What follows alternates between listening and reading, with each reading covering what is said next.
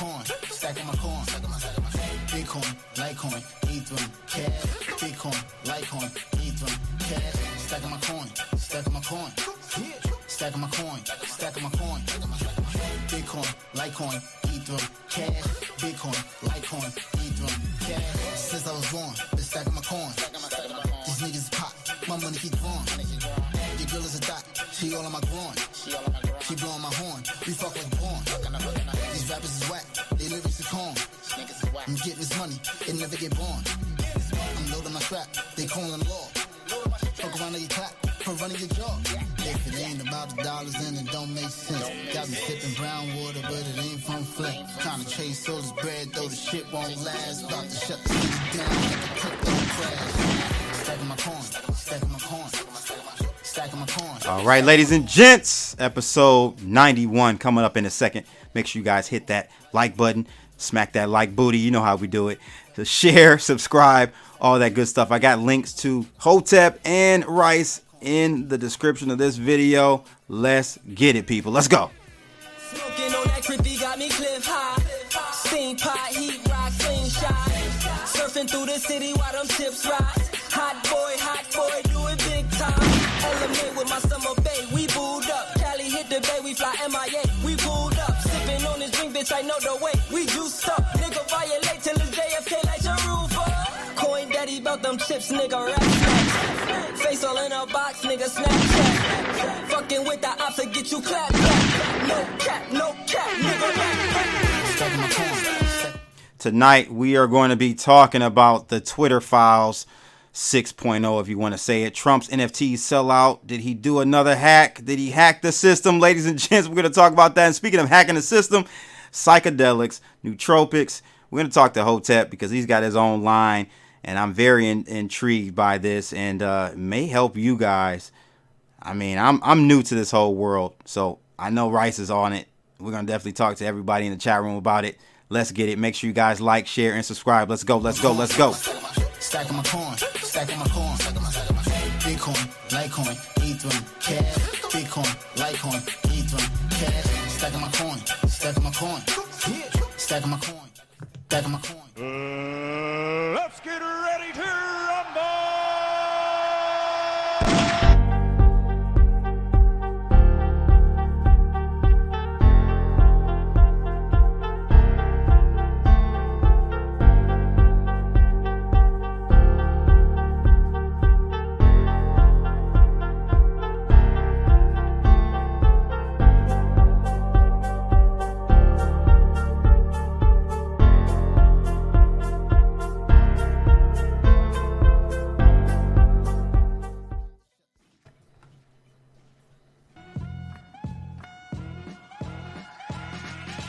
This episode is brought to you by FairDesk, a crypto derivatives trading platform founded by 6 former Binance execs and 3 former Morgan Stanley architects.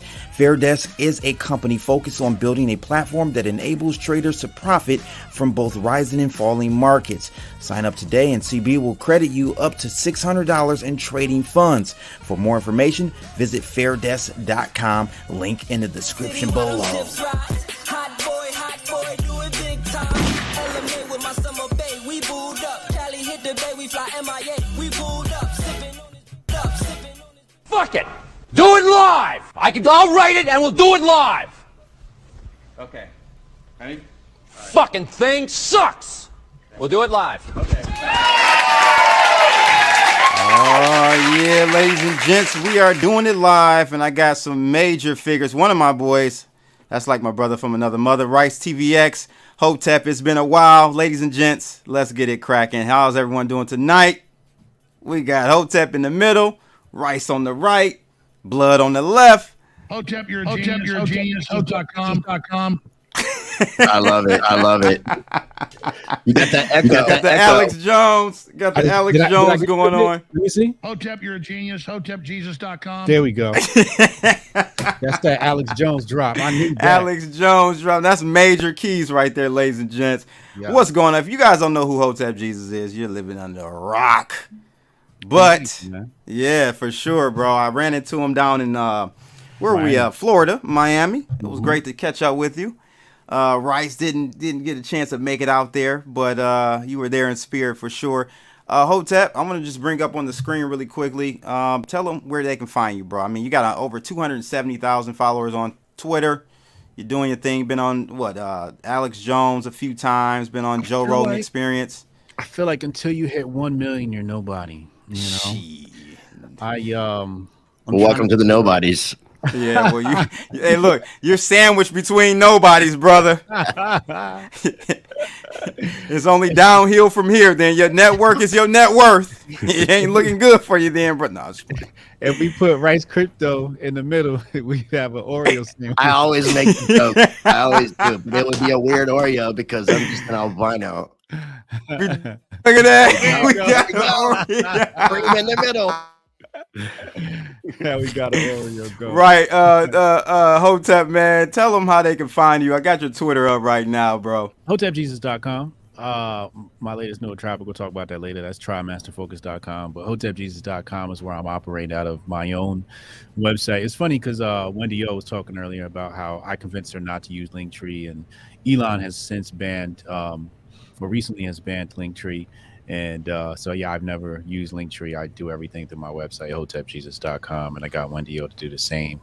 Couldn't let my girl go down like that. What's up with that? I just saw my man Red River announce that. I didn't know anything about it. I don't use Linktree, but why do you think he banned that? I don't know. Some people are speculating it's anti-competition. He's concerned that people will use feeder accounts to pull people away from Twitter and to other social media platforms. To me, it sounds like scarcity mindset and not abundance mindset. If your platform's the shit, then, but if people want to leave, then let them leave, right? Like, I don't know. So, yes. And so apparently if you have an account dedicated to siphoning your followers to other platforms, then, you got to go get suspended. That's interesting. Hopefully we can touch on a little bit with Twitter. I do have something, a article about Twitter that we will touch on tonight. Rice TVX, my brother from another brother. What's going on? What up, bro? Not much, man. I'm really looking forward to this conversation, man. It's a triple threat action. I always enjoy when I have conversations with you and with Hotep, and with the combination, it's going to be a great conversation. So where can people find you, man, on Twitter? Everywhere on social media is at RiceTVX. And then I would just encourage people to make sure that you guys are subscribed to both of my YouTube channels, RiceTVX, covering crypto and economics, and then also my new channel, Rice Against the Grain, going down the rabbit hole of conspiracies, law, history, spirituality, and much more. And if you go to ricetvx.com, you can sign up for my mailing list. And after you do so, you will find links to both those YouTube channels, my Rumble. So make sure you guys are subscribed to my Rumble as well as Crypto Blood's Rumble. Yes. And also, CB, I meant to message you. I think you might only need 50 subscribers to go live. So double check that. See if you can schedule something in the future. Okay, will do. I'll double check that. I appreciate that. Yeah. Ladies and gents, jump on that stage. Smack those like booties. Knock her off the... Just do it. We see my man doing. That's you. Get on the screen and smack that like booty right now. We need that help. We got 32 people in the building right now. I was talking to Hotep when we were in Miami. I was like, man, bro, I'm shadow banned. He's like, you shadow banned? He's like, yo, how many views you get? I'm like, I tell him. He's like, bro, I get just a little bit more than you. I'm like, are you serious? I used to get like 20-some thousand. He's like, yeah, man, shadow banned. So he's one of the hopefully OG. we can like OG all our ones, shadow bans can come together and like unshadow ban us somehow. Like, well, before we started getting shadow banned, before it became a thing, like people like Adam Kokesh and Hotep, they had huge followings on YouTube, massive view count, and then as soon as that algorithm changed to downcast you in whatever capacity it was, that's when those OGs really started feeling it. So I completely understand what Hotep's saying, seeing that big, huge drop off, especially with the exposure that he gets. I mean, that's what I'm saying. I mean, just this year alone, you did Rogan and Alex Jones. I don't know that Alex Jones. I did Gutfeld twice and Tim Pool. All this year. Yeah, and like our did show. You walk out on Tim Pool? Nah, that's my dude. You don't like Tim Pool? No, I just thought I was just making a joke about people walking out on Tim Pool. That's all. Interesting. Like, yay. Yeah. Yeah, Yeah. walked out on him. Yeah, you know, Oh it's yeah, just funny because you know I watch my live viewers, and I like to see what type of live viewers I get, and it's like no matter how much my subscribers increase, I get the same amount of live viewers. Um, my Instagram, I'm sorry, my Facebook business account has been banned from advertising. Mm. So I can't boost posts on Instagram either. Yeah, it's kind of weird. But how do you feel about? And we're gonna get into Twitter, But yeah, you Twitter still are files at able some to, you point. still are growing, which mad respect for that. I mean, Yeah, it may not be as fast as it should be because of the algorithm, but I still appreciate you staying in the game. I think he has like organic, like us too. We have like truly organic followers, right. and when we're out at like last year, Rice, when we were at Bitcoin 2022, people were coming up to you, people coming up to me, like it can't be Vegas. People were traveling to see us. Yeah, they were. So that lets you know that there's some manipulation going on. But I was gonna ask both of you in regards to the Twitter files, and we're gonna get into the details of those. Did this like give you the, oh yeah, for sure I know, the social media realm of censorship is real. Like this kind of put the stamp of approval. It verified. It made it real for me. It verified it for me. Because I know if it's happening on Twitter, come on, bro. You know it's even worse. Everywhere. It's probably worse on YouTube, Facebook. on Facebook, right? So, Hotep, how did you feel about when you heard about Elon dropping it? I was disappointed. Really? Yeah, I was largely disappointed. Why? Because we're being spoon fed. It's like, okay, so number one, I didn't need to see no proof, right? I got fucking 2 brain cells in my brain that actually rub together and work sometimes. And the 2 brain cells in my head have decided that we knew what the hell was going on up in Twitter. Now you released some emails and you showed me, how they did, and they're just like, my brain cells are like, we're not celebrating. Yeah, but your brain cells are different than everybody else's brain cells. So most people, if we were to say to people that we are being shadow banned and censored, most people would be like, no, you're just a little paranoid, don't you think? So I mean, even though we're smart enough to see that it actually is happening and be able to look at it with the numbers and stuff like that, not everybody else sees it that way. So in a sense, it kind of gives that public validation of what we have been saying about being shadow banned. But I don't care about public validation. Like that means nothing to me, right?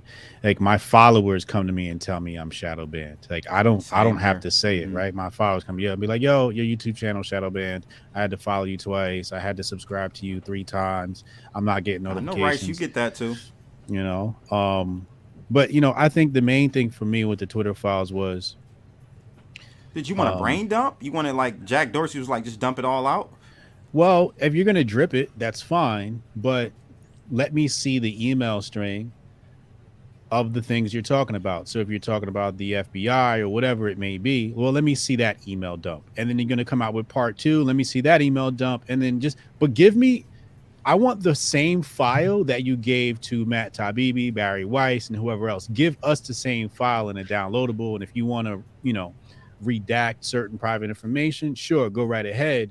But it's basically saying we have to look at those Twitter files through their lens, and doesn't give the audience, the people, the intelligentsia, an opportunity to go and say, wait, what about this? Right, see the fact, like see the evidence for ourselves, all of it, not just tell us what the evidence says, like kind of give us a summary of what you're saying is happening. Actually let us scour through the evidence to see ourselves, instead of you kind of putting in your opinion with sharing this information. Yeah, I mean, what if you looked at it and you found something that Barry Weiss didn't find, or or you had just a different take on a line of communication? My suspicion is that he being Elon is using this as a propaganda for the Twitter platform, right? The trickle out, the drip effect is to get eyeballs on the platform. Maybe even to your point with Linktree, right, being banned. That's another strategic move by him to keep people on his platform. He's bleeding out money, right? Well, does that mean also he's going to do that with a month? Are they going to do that with like me sharing my YouTube videos, or are they going to start banning that where I can't even promote my YouTube channel on Twitter? I mean, it kind of goes he against. hasn't mentioned YouTube, but it's just kind of weird, you know.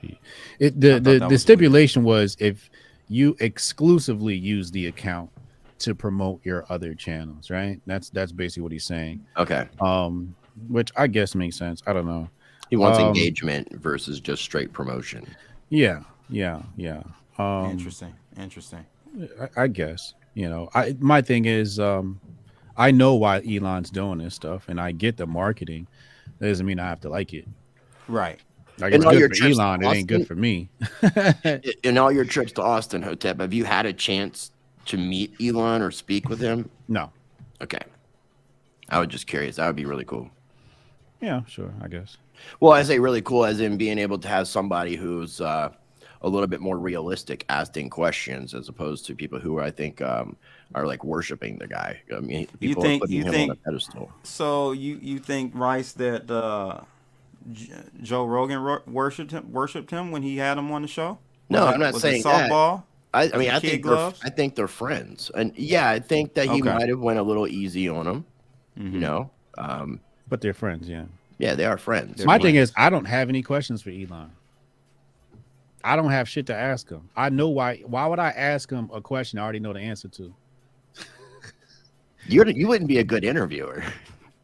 I can be a great interviewer. I can be but normally I know most of the answers people are going to give me. So, but it's different for, like, you know, like the questions I would ask him would be like, hey, can you invest in my business? You know, like, how can I get a meeting? Have some of your money? I hear you. You know what I'm saying? Like, I'm talking business. I don't want to sit here and talk about Twitter when I meet Elon. That's just not what I want to do. I want to talk business. I want to pick his brain, you know, about, you know, different problems, et cetera, but I wouldn't want to talk about Twitter. That would be a waste of time. What would you ask him, Rice? What would you ask Elon if you had a chance? I've asked on Twitter a couple times. I really want him to define what absolute. Well, hold on. What's the word I'm looking for? Free speech absolutist. I want him to define what free speech absolutist means to him, and then a follow-up question is, how do you define hypocrisy? Wow, because he's being hypocritical right now. You think? Yeah, I mean, a free speech absolutist, you know, should exactly mean that. I mean, if he doesn't. Like, for example, Alex Jones not being allowed back on the platform because of how do you feel about that, Hotep? Personal reasons that has that really, like, unborn babies, and I'm not sure how unborn babies have anything to do with nothing. Alex Jones. I don't believe he talked about unborn babies in any aspect. So it just doesn't make any sense. It's a cop-out bullshit excuse. And if you're going to be a free speech absolutist, you need to allow complete and total free speech, and that's what that means. I mean. Yeah, it's kind of trash. It just goes to show Elon doesn't have as much power as people think he does.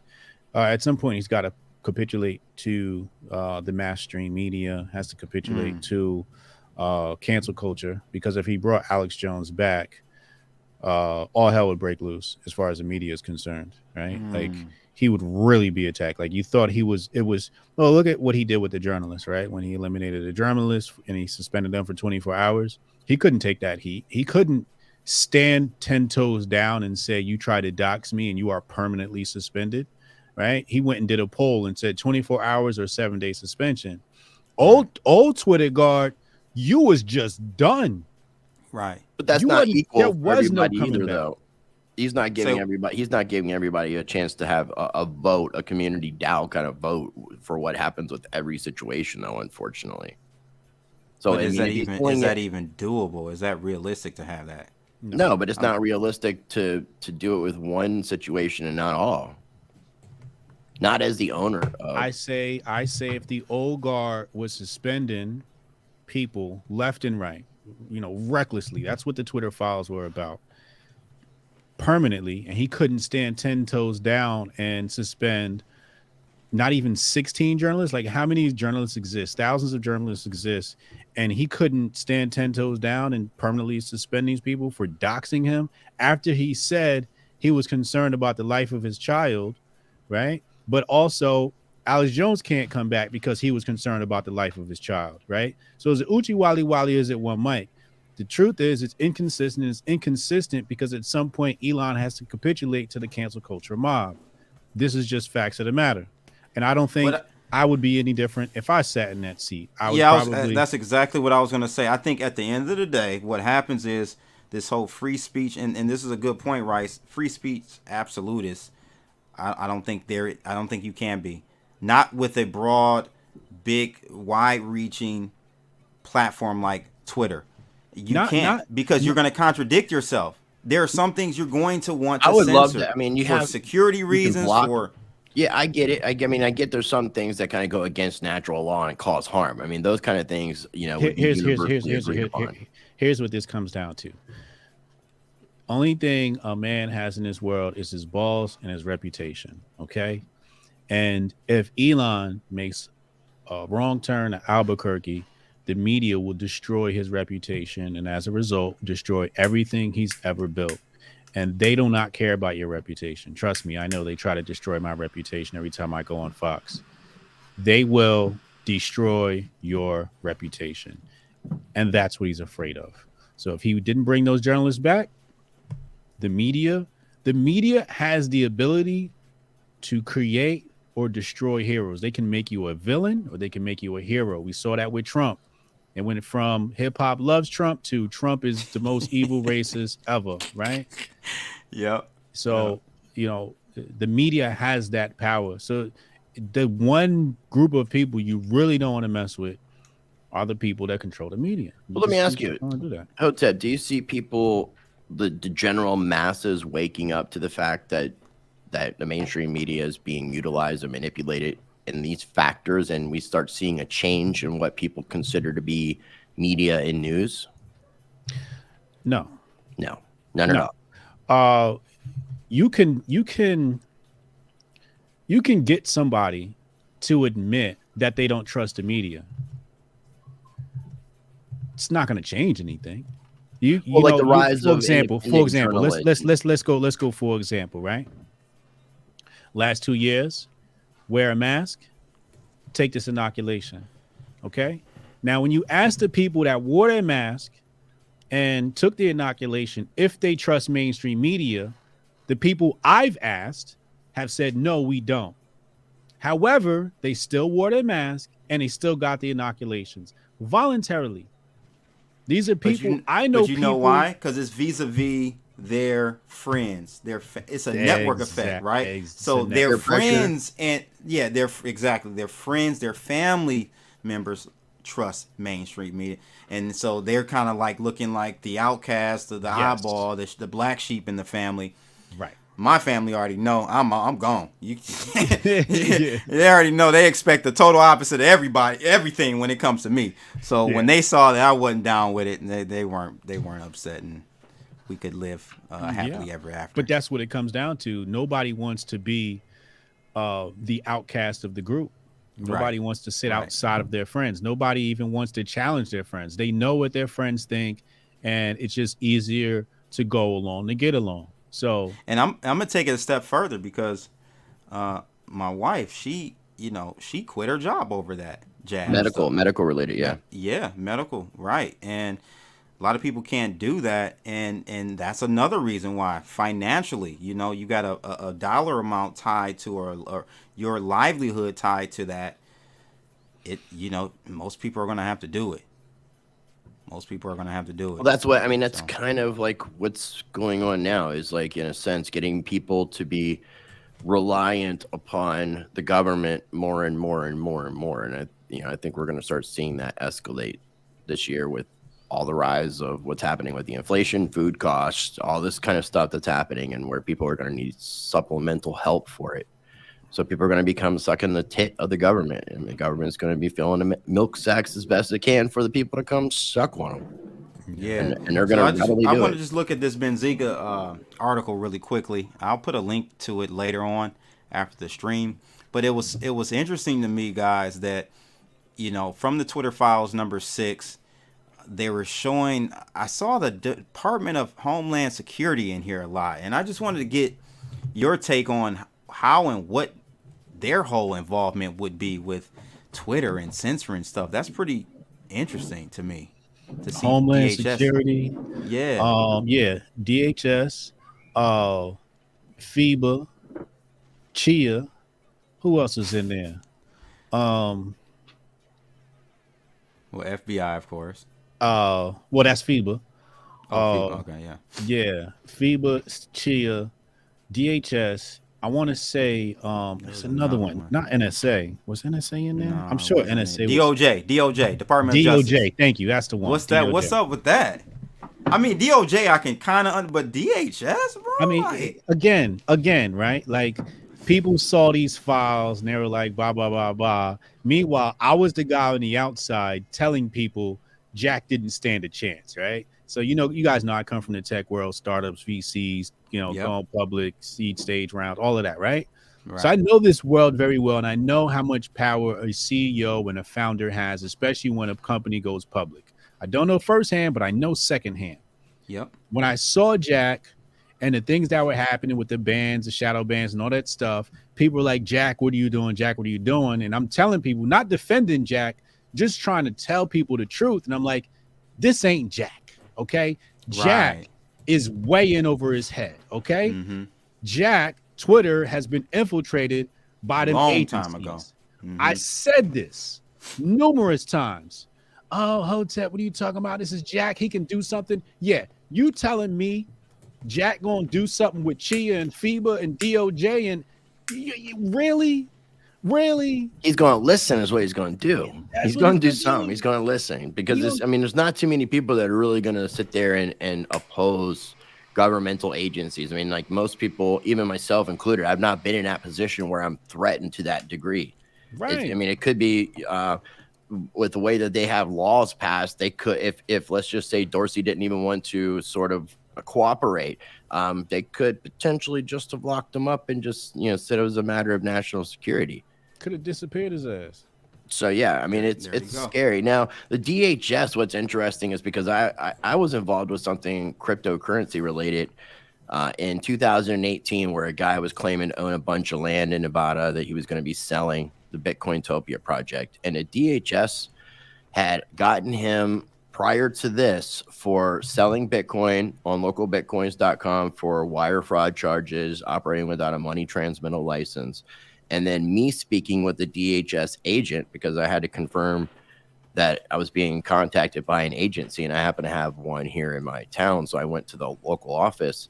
They also deal with like scammers, like online scammers. Like when we hear about the Nigerian prince scammers, the DHS deals with that. And that's not something that I would have thought, like even wire fraud and money transmittal license. I didn't think all of those things fell under the jurisdiction of the Department of Homeland Services. But I think because it's DHS and ICE, which is ICE is the immigration division. So they actually are kind of like a sheriff's department almost. They get to cover a lot of different ground that I wasn't really aware of until starting to cover this. That reminds me, when you said ICE, I created a star. Her name was Ice Bay. Okay. And this is the first time I witnessed a direct influence from Twitter board. I had Ice Bay trending #1 on Twitter. I refreshed the page and it disappeared. Yo, I gotta ask you, have you been able to find out if you were on that blacklist? Like again, have you looked at? Have you seen the site where you can check your? No, what's the site? Oh man, I don't have it up right now. Man, but I talk about it and not know about it. Well, no, I mean I know about. I went and checked it myself, and I got to give credit to it was who put it up there? Mind Your Biz, right? Seth put it out there. I can't remember. Is it on his Twitter? Because yeah, it's on his Twitter. Be talking about the same site I've seen. I had my followers ran my name through some bot. Red River's going to look for it. It's an older one, I believe, if it's what I'm Red River's going to find it, but Mind Your Biz put it up there, and Rice, his was banned. He was on the blacklist. I looked up mine. I was Gucci. I didn't have no problems, but I would be interested to see Hotep's. I'm sure it was on the list. I want to see my did you see where they had the little cards where it had like Yeah. your warnings on it and Right, stuff like right. that. That's what I want to see. When did he Yeah. post this? 4 or 5 days ago. Somebody He's got a run my name. screenshot. Somebody run my name through that thing and tell me. It might be the same one that my followers did, though. What did they come up with? I was good. You were But good. it was like it was checking for shadow banning and this, that, and Correct. the third. I want to see what they said about just the That word back Hotep. office thing. Oh, okay. Okay. Just the word Hotep is what I want to see. What they So were doing with this that. one I highlighted in the article from Benzinga. I wanted to highlight this in red. Matt said here, and Matt is the guy that Elon fed the Twitter files to initially. I know there are other people, other journalists now, but he said what most people think of as the quote-unquote deep state is really a tangled collaboration of state agencies, private contractors, and sometimes state-funded NGOs. The lines become so blurred as to be meaningless. That's, I mean, as you said, Hotep, anyone with 2 brain cells rubbed together would know and understand that. And of course I did as well. I guess I'm more shocked that it's coming out, I guess. Maybe that's where my shock is on it. The fact that it's coming out. Well, yeah. I mean, remember it went through the Jim Baker filter first. Jim Baker, former FBI True. general counsel, and went through Right. his filter first. So like, what we getting is peanuts. So Now, isn't that the guy that has been, as of recently, been fired, let go? Yeah. Okay. So do you think going forward we'll see something more concrete? We're not going to see anything. You're not going to see any. I don't know. I'm not going to see anything that's impresses me, that makes me go, oh wow, it's great. It's first of all, it's really hard. Nothing impresses me, right? Things that impress me are like, the algorithm you created to trade crypto. Okay, I'm fucking impressed. Right. That's impressive, right? Takes a lot to impress me. This little bullshit that they're pulling up at Twitter, I'm not impressed. What about you, Rice? I agree.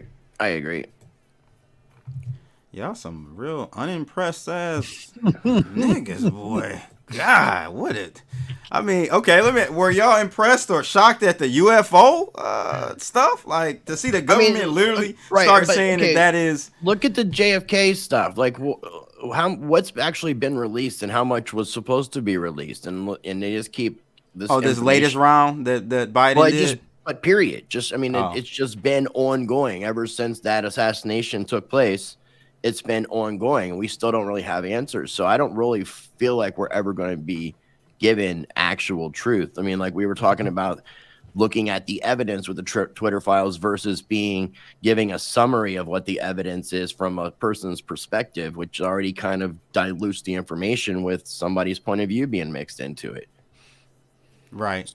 So, right. I mean, when it comes to our government, I mean, people just at this point need to start realizing that the governments have failed you as what they were created to do. And we need to change that. And people need to stand up and rise. Hotep, are you anti-government?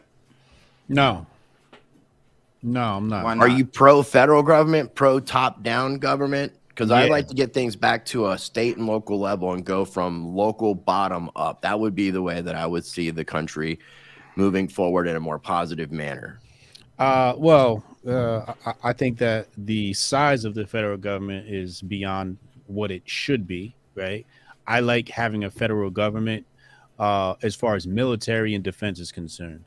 The fact that we have the military might that we do is something great to boast, especially when you think about great empires throughout history. What do people talk about? What they do on the battlefield. You very rarely hear them talk about, oh, they had sound economics, right? They had scholars and they're religious. They get into that stuff. But the majority of the way the conversation is about what was their military might? Why? Because that's the most important thing. What good is your money if you can't protect it? So federal government has a great military. Great. Outside of that, I really don't see them serving much purpose. I think the biggest overreach of authority is with the centralization of credit within the hands of the state, which is the fifth plank of the Karl Marx's Communist Manifesto, 10 planks of communism. It says centralization of hands and the credit of the state. So technically we have communism in the United States, via the Federal Reserve. Now that if the money ain't free, the people ain't free. I always say that. So that's where I have, if I had an issue, that's where my issue would be. But usually I don't have much issue with the government. They're going to do what they're going to do. The governments have always done what they wanted to do throughout history. United States is no different. I tend not to complain about it and figure out how to circumvent it, or play the game the best it can be played. I think the United States has one of the best games ever created to give people upward mobility. When we think about, if we were to go back into the monarchies of Russia or Germany, if you live, outside of this main city, it's a wrap for you, bro. Like, you're just going to be tending the goats. You're going to be like a year late on news. Now with the internet and technology, you can pick up and move to Kansas and still live all right if you know how to work that internet. You know what I mean? Now, I want to clarify what I was saying about the government. I'm not saying no federal government, but I'm saying minimal federal government. And I think you would agree with that. Where's that line? That's the problem. It Where's lies that in line? It lies in the 19. It lies in the 19 original enumerated powers that it was given with the Constitution of the United States, and then the monster is grown into being something completely different. Can I just say something really controversial really fast? Yeah. The Constitution's a communist document. The Constitution is a communist document. Hotep, you're a genius. HotepJesus.com. Yeah, but Karl Marx didn't even write the Communist Manifesto, which is where most of the ideas from what we know of as communism come from, until after the creation of the U.S. Constitution. So, I mean, were these ideals pre-existing Marx, or are you just saying this to be controversial? Are you being devil's advocate today? Is that what we're doing? No, calm down. No. I support everything I say with valid arguments. And if you go look at the formation of the United States, this comes down to federalism versus anti-federalism, right? And federalism is taking the states and creating a federation. Communism is consolidation or centralization of power. Again, going back to the 10 plagues of communism. Yes, wasn't written by him, written by the Knights of the Golden Circle. We know this. Public information. However, the word centralization appears there twice, okay? These ideas precede Marx. Marx is just the fall man. He takes the credit for it. I never heard of Knights of the Golden Circle, so I'm writing this down. I know you haven't. So I can look it up. Nobody has. But now, I've always kind of been under the understanding, as far as with the anti-federalists versus federalists, that the idea was that the states were supposed to govern themselves, states' rights. Each state was a nation in and of itself, and we were a confederation of nations. And then the federal government somehow has taken over state rights. And a good example is cannabis, how cannabis is federally illegal, but yet on a state level, lawful. And then because of the banking system being federal, they can't utilize the banking system because it's federally illegal. So you have something that's illegal federally, but lawful state-wise. How do you maintain state rights and have a confederation? Those two things contradict each other. Like, at some point, you have to take what you've learned in school and throw that shit out the window and think about this stuff from a common sense perspective. We definitely got to do some more conversations about this stuff. What comes after? So I know you guys know the cycle, right? It goes from what does it go from socialism to capitalism to communism, back around, kind of that circle. Maybe I'm missing one or two other ones, forms of economic fascism, maybe, whatever. Are we going to do that circle again, Hotep? Right? Yeah. Are we going to just go through that again, or are we going to go to a new level, a new paradigm where AI is involved and now we don't even work anymore? And that would take us evolving as a species. I'm not quite sure, witnessing humanity right now, that we are in that process. Yeah, I'm not saying tomorrow. I'm not saying in 10 years. I'm not saying in 20 years. I'm just wondering, do we evolve out of that circle at some point? No. What happens is, this is about maintaining power. Whoever is controlling a nation wants to maintain power. In order to do that, you have to centralize it, right? So we know that's happening with the CBDC, et cetera, right? And going back to his previous point about the states having their own state rights, but they're saying it's confederated. Confederated means to bring together. Then you form the Senate, House of Representatives, Congress. So you put a governing body for what? For what? Centralized power. Centralization of power, centralization of control. So you can't say you have state. That's why right we're not in a then, democracy, right, where we have a direct vote that counts. Well, we are in a democracy because democracy is mob rule. But our vote, we're in a republic. I think personally, I don't feel like it's a republic. I know that's a big debate. It's a democratic republic. We have to be very clear about that. However, when you control the mainstream media, it becomes democracy, right? Mob rule, right? Yes, because then you can get the majority to vote in the majority ideology in Congress, and now the Democratic Republic is lopsided, right? So yeah, it's set up as a Democratic Republic, but because of the usurpation of people's minds, yes, it has moved into democracy. That's an interesting way of putting it. But what was the question you asked previously, Crypto Blood? I'm wondering what the evolution of our economic structure would be. So once they conquer America and they turn this into basically class poor, class rich, and the poor are basically just batteries in the system, they take what they learned here and they move it into Africa. And they do the same thing. So what you do is you have to seed it. You can't have control right away. You have to give people freedom because they're going to innovate, they're going to cultivate, and they're going to grow this thing. Now, once it grows and it reaches like, I guess, whatever they consider max capacity, that's when you start taking control of it. You start putting regulations in, you take over those businesses, you take over those lands, take over land rights, et cetera, and then you devolve it right back into communism again. But you want to have it sort of wild west style at first to allow people to cultivate and innovate and give them that freedom, so you don't have to build it, right? You just let them build it and then steal it later. Sounds like the Industrial Revolution in a sense. Bingo. Yeah,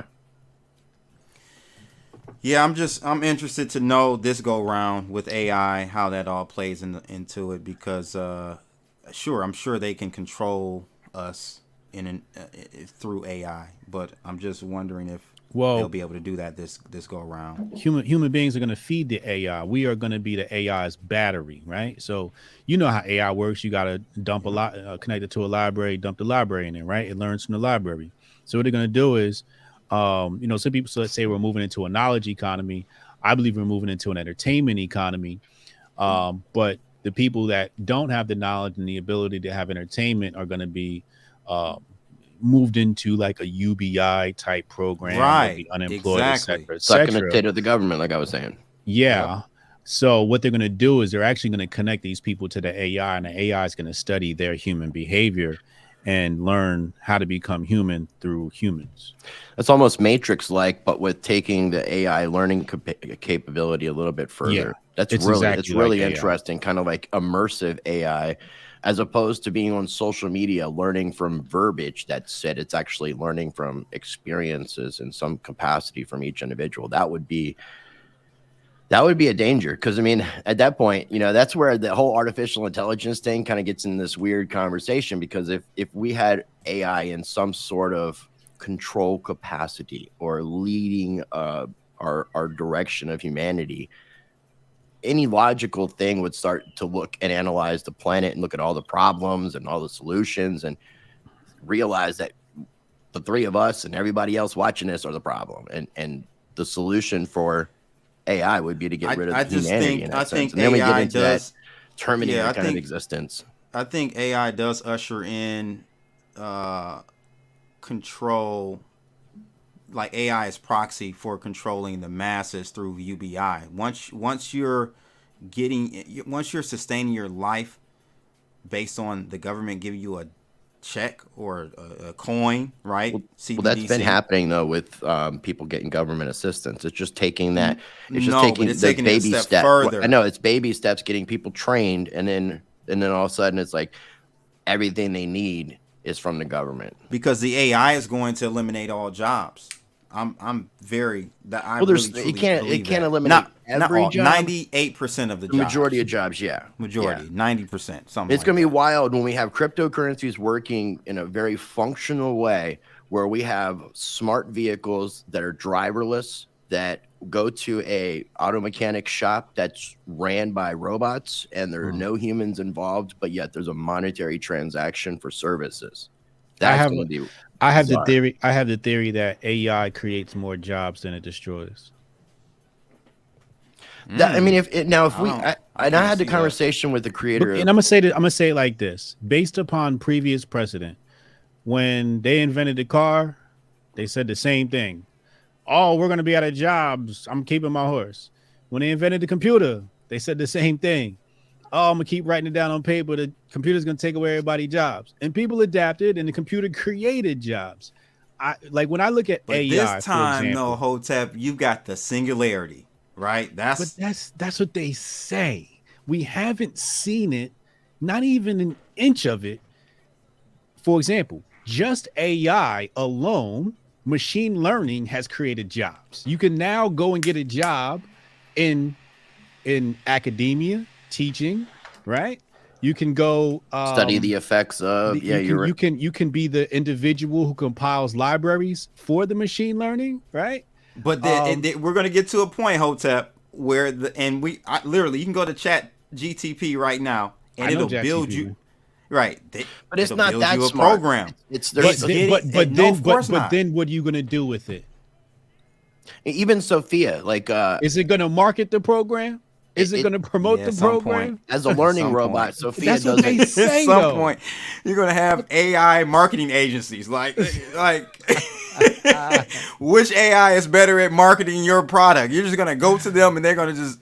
I'm telling you, bro. I think I'm with Elon on this. The world of algorithms.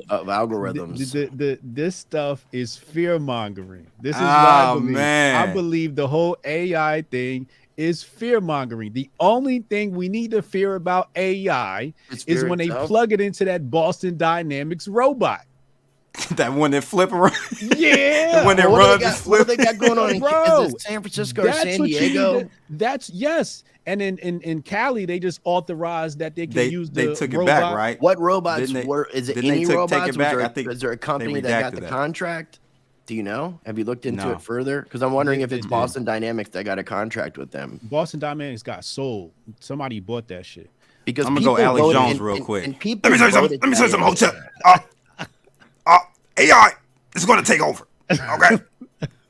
The next shooting is going to be from an AI bot. Boston Dynamics. That's it. Don't forget the frogs are gay. Yo, but that's the only thing I fear from the AI is when they connect it to a robot. The robot goes and looks up crime statistics and goes 13 and 50. Okay, we have to annihilate black people. RoboCop.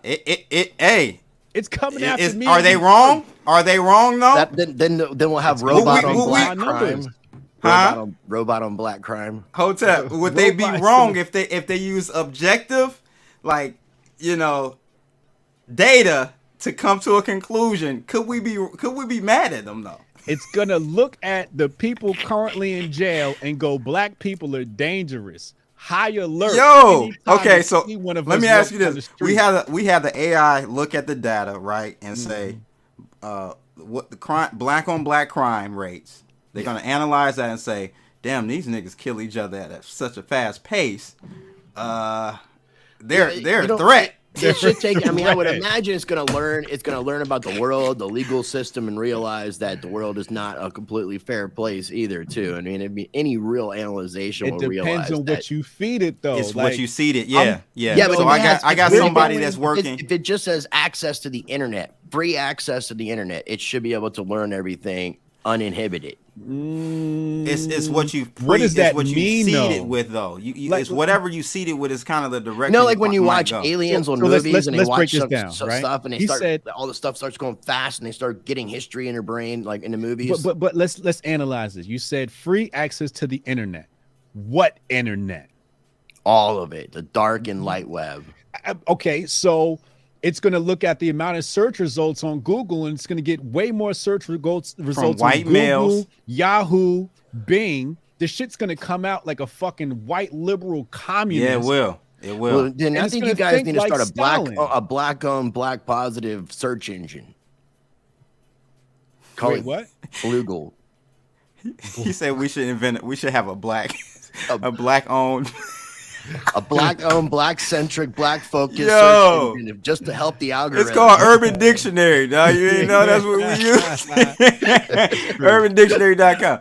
No, but I feel you, bro. No, but that's the only there are thing some problems. There are. Yeah, I agree. I fear is the robot. For example, I'm gonna give you an example of AI helps humans. You got the Mid-Journey. You ever use Mid-Journey? No. Okay, so Mid-Journey creates art using AI generated art. Oh, like the Lensa stuff. Yeah, but Lensa's garbage. Okay.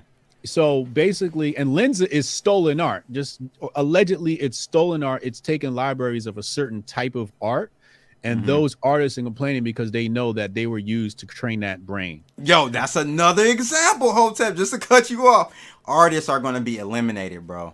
No, they're not. I'm gonna show you why, because that's the premise of my point. When you go look at Mid-Journey, what artists are doing is they're using Mid-Journey to create landscapes. Okay, because to draw and paint a landscape, for example, let's say a video game, takes thousands of hours, hundreds of hours. So what it would take an artist an average maybe a week to draw a landscape and then paint maybe like another week, they can just have the AI do in an hour, and then they can lay their characters and other elements over it. Also, the AI is very inaccurate. Like Mid-Journey can't do hands. That's one thing you look at Lensa. Y'all are all placing it on right now. We know it's exponential. We know eventually it's going to get. Yeah, but it takes a lot. Right? It takes a lot of time. I mean, how long have we known about this Sophia robot? And she's talked about destroying humanity jokingly a couple times in interviews, and that was several years ago. It's because humans, right? It's because humans we can't track exponential growth.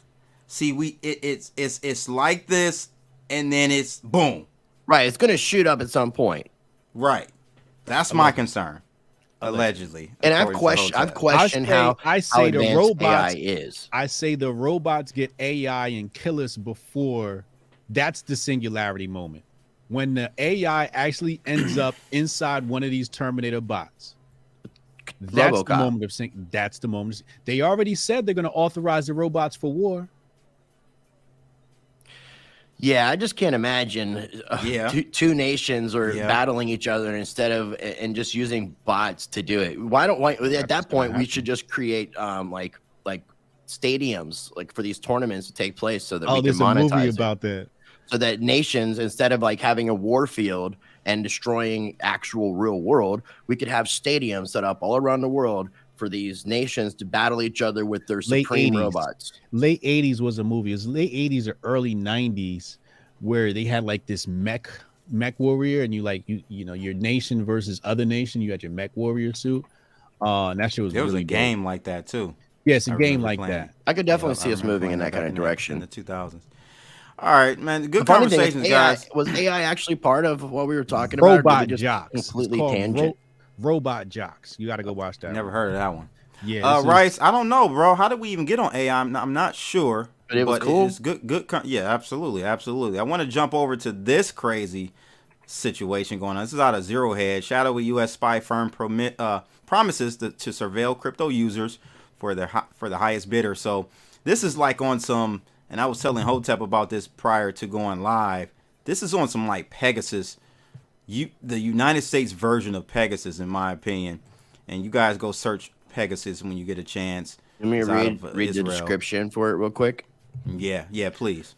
And this comes from Wikipedia, and Wikipedia is not always a bad resource. There is a lot of good information you just got to scour through. But so the Pegasus Project is an international investigative journalism initiative that revealed government espionage on journalists, opposition politicians, activists, business people, and others using the private Pegasus spyware developed by the Israeli technology and cyber arms company NSO Group. Yeah. So this here is a company here in the United States, of course, near or in, I think, West Virginia or Virginia. But this company here is, so leaked files reviewed by Mint Press expose how intelligence services the world over can track cryptocurrency transactions to their source and therefore identify users by monitoring the movements of smartphones and Internet of Things devices such as Amazon Echo. It goes on. I highlight this part. The company is called Anomaly 6. And whenever you have a company that has a landing page and nothing else on it, as you guys can see right here, you go to anomaly6.com. This is it. There's no login. There's no about us. It's just clouds. No button. All right. No button anywhere. It's probably taking my information now off my damn computer, but they already got it. That's close to where I was. Close to where I was born and raised. That's right outside of DC. Yeah, they already got it. They're gonna be outside your house in 2 minutes. Come on, man. They ain't coming to Detroit. They ain't coming to Detroit. But look. So the company covertly embeds software development kits or SDKs in hundreds of popular apps, then slices through layers of anonymized data in order to uncover sensitive information about any individual it chooses anywhere on the earth at any time. In all, Anomaly 6 can simultaneously monitor roughly 3 billion smartphone devices, equivalent to a fifth of the world's total population in real time. Ooh. So I think we will see the rise of some entrepreneurs creating more encrypted devices. We definitely need to have access to things to that effect, whether you want to call them brick phones. You could take Google Pixels, you can add some jailbreaking methods and add a lot more privacy to what you're doing. But we're in a surveillance state where I think, we're even getting to the point where LED lights can spy on you, I think, without sounding paranoid. It's like everything in technology. Your smart TVs, they've got cameras and microphones in them. They say when you turn your phone off, it still is able to have the capability of listening to you. So the other thing that's really alarming about this, I'm not surprised, because when you hear about backdoors being created inside of processing units on computers and different devices, after talking to more people who are hackers and just really into cybersecurity, it just seems like it's hard to even get away from any of that, because they're building in backdoors and spyware and things all the way down to microprocessor levels. Yeah, and it's like hard to avoid. I mean, even Edward Snowden has showed where you can disable cameras and microphones and show how many different microphones are in these cameras or in these devices. Even if you were to get rid of all of them yourself, if you're going out in public, you're still putting yourself around other people. And now the way that these facial recognition programs are working, because I know in the Olympics you had different people in China that were wearing masks, that were wearing also, and they were all being identified. Yep. So our voices, voice recognition, all of these things can come about. Patterns. So if they really want to find you, there's surveillance devices everywhere, including on all of us. So it's really hard to. So I just say, be transparent. Live like a glass house. That's what I try to do, as much as possible. I mean, in my situation, it's because I'm kind of, I get a different mission, man. So Flashmack said, I have VPNs, so they can't track me. ... I don't know if you're being sarcastic. He may be tracking. He's got to be sarcastic. Yeah, your VPN company could be tracking you and giving that information to government agencies. He's being sarcastic. He's being sarcastic. CIA could be selling us VPNs, exactly. So I guess I bring this up to say, and this article, guys, kind of relates to and is really tailored around Bitcoin and cryptocurrencies and how this company is they're basically locating or triangulating your data and what cryptocurrencies you have, and using IPs and all types of stuff to figure out what currencies you own, what cryptocurrencies you own. Do you see this as a problem, Hotep? As this whole concept of cryptocurrencies, cryptography was supposed to be for us to be pseudo-anonymous at worst. So, like, how do you feel about cryptocurrencies going forward? We know CBDCs, but I'm really more focused on, like, the Bitcoins and others. And do you see that as a problem for us, a Trojan horse in some sort? No, I think it's way? I think it's absolutely exciting to see news like this. And the reason being is I grew up in the 80s. I saw all the sci-fi movies, all the cypherpunk movies, Johnny Mnemonic, Matrix, Altered Carbon, what was that other one with Schwarzenegger where they stuck the device up his nose and they had him in the metaverse? Yeah. I forgot the name of that one. Yeah, so it's on the tip of my tongue because they did a remake of it. Total Recall. Mars, Total Recall, yeah. So it's very prescient, and really what's going to happen is if you want to be free, you're going to have to be smart, right? So I think Altered Carbon is probably the latest one that sort of tells you exactly what's going to happen. So I enjoy it because it forces me to become smarter, right? For example, if you want to be completely free of things like this, well, you might need another device that's going to be a monitor. You plug it into your phone and it'll monitor, all the processes happening in your phone. Jailbreak your phone, install your own things on the device, smart device, force people to create their own smart devices, et cetera, force people to get into VPNs, force people to start using air gap computers. It's forcing us to get better with the cryptocurrency, which is the whole point of being a cypherpunk. Is it's a technology war. Like, Alex Jones is in the info wars. If you're in crypto, you're in a technology war. So it's their monitoring. And it's just like, okay, you're hacking. Let me figure out how I'm going to increase my cybersecurity. I like playing the game Watch Dogs, right? That whole game is about, hacking and whatnot. So for me, it's exciting. Like, I'm thinking to myself, like, okay, my one son's going to be a hacker. No problem. He's going to be the one freeing people of the technology. So this stuff is for the sheep. They're not going to be able to monitor everybody. Only the people running around doing cryptocurrency transactions on their phone, which is what you shouldn't be doing.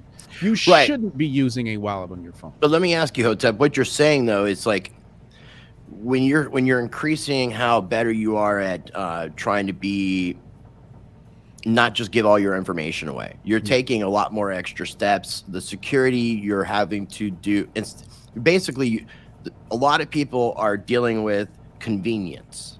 Yeah. And yeah, right. And when you're dealing with what Hotep is saying, and you take these extra steps because you can do it, it just takes extra steps. It's not going from point A to point B like you would with the convenience factor. It's going from point A to G, maybe back to C, and there might be one more step. So it just depends on how you're trying. And I don't even want to use the word obfuscate because that would sound like you're trying to hide something. There's a difference in hiding something and wanting the privacy that you deserve. Right. And that goes back to the Cypherpunk Manifesto. And if people aren't familiar with that, I did a video about the Cypherpunk Manifesto not too long ago. And people can look it up because I think it was Eric Hughes who wrote that in 93. And it's all about privacy and the right to privacy and why people should have it. And that argument of, what, do you have something to hide? It doesn't matter if that's not the case. Do you want to shit in a glass shit house, like outhouse? Do you want to allow everybody to see you shitting when you're on the toilet? I don't. I want that right of privacy, and I should be able to have that in my life. I will say, though, I think this is very true. What I said here. If you slip up, then all those steps were a waste. Right. It only takes one slip up. It's not a waste. That's how deep the surveillance is. It's not a waste, though. It's not a waste at all. You learn. Because you're learning. Only if you learn, though, Hotep. Then it's learn in the process. What he's saying, I think what he's saying is being covert and being cryptic and leveraging cryptography. If you slip up once, it can unveil, unravel. Well, let's say you're everything. using Ethereum. You want to mix up your coins. You use Tornado Cash. Retrospect now, Tornado Cash should be deemed to be illegal. They're not accepting. But we talked about this last week, Rice. Right. So if you're seeing, CoinJoin, right, if you're seeing stuff that's not being fucked with that do the same there you things, go. That's something to think about, guys. If you see stuff that's not banned and it's supposed to be a mixer or I haven't heard anonymizer, about any Bitcoin shufflers being shut down that I know of. That should concern you. No Bitcoin shuffler, and that would include CoinJoin technology.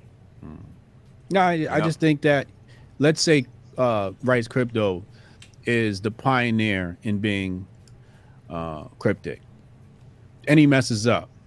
What's he gonna? Is he gonna keep it to himself? He might, but there's a chance that there's 30,000 Rice Cryptos out there that go to GitHub and goes, "Yo, don't do this. Here's where I messed up." And then the next person fixes it, right? This is part of human evolution. You have to make mistakes to learn. So we want to slip up.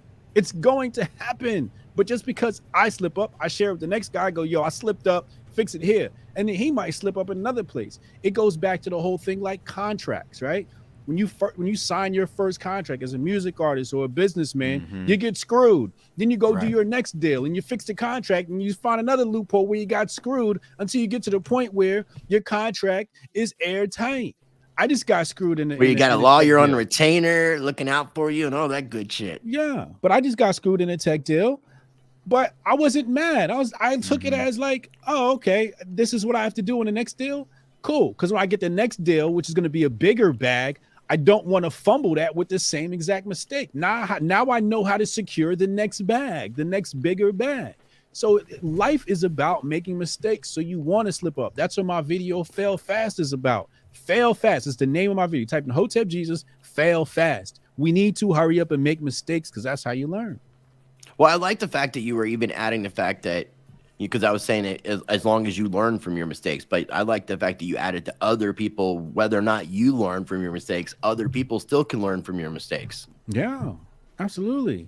But I mean, even in the process of trying to circumvent whatever it is, you learn along the way. So you might not learn how to fix that slip up, but along the way, for example, if somebody wanted to manage their crypto in an anonymous way with an air gap computer, they may have never done that before. So in that process of trying to do that, they're learning along the way. They've never set up a VPN before. They're learning along the way, right?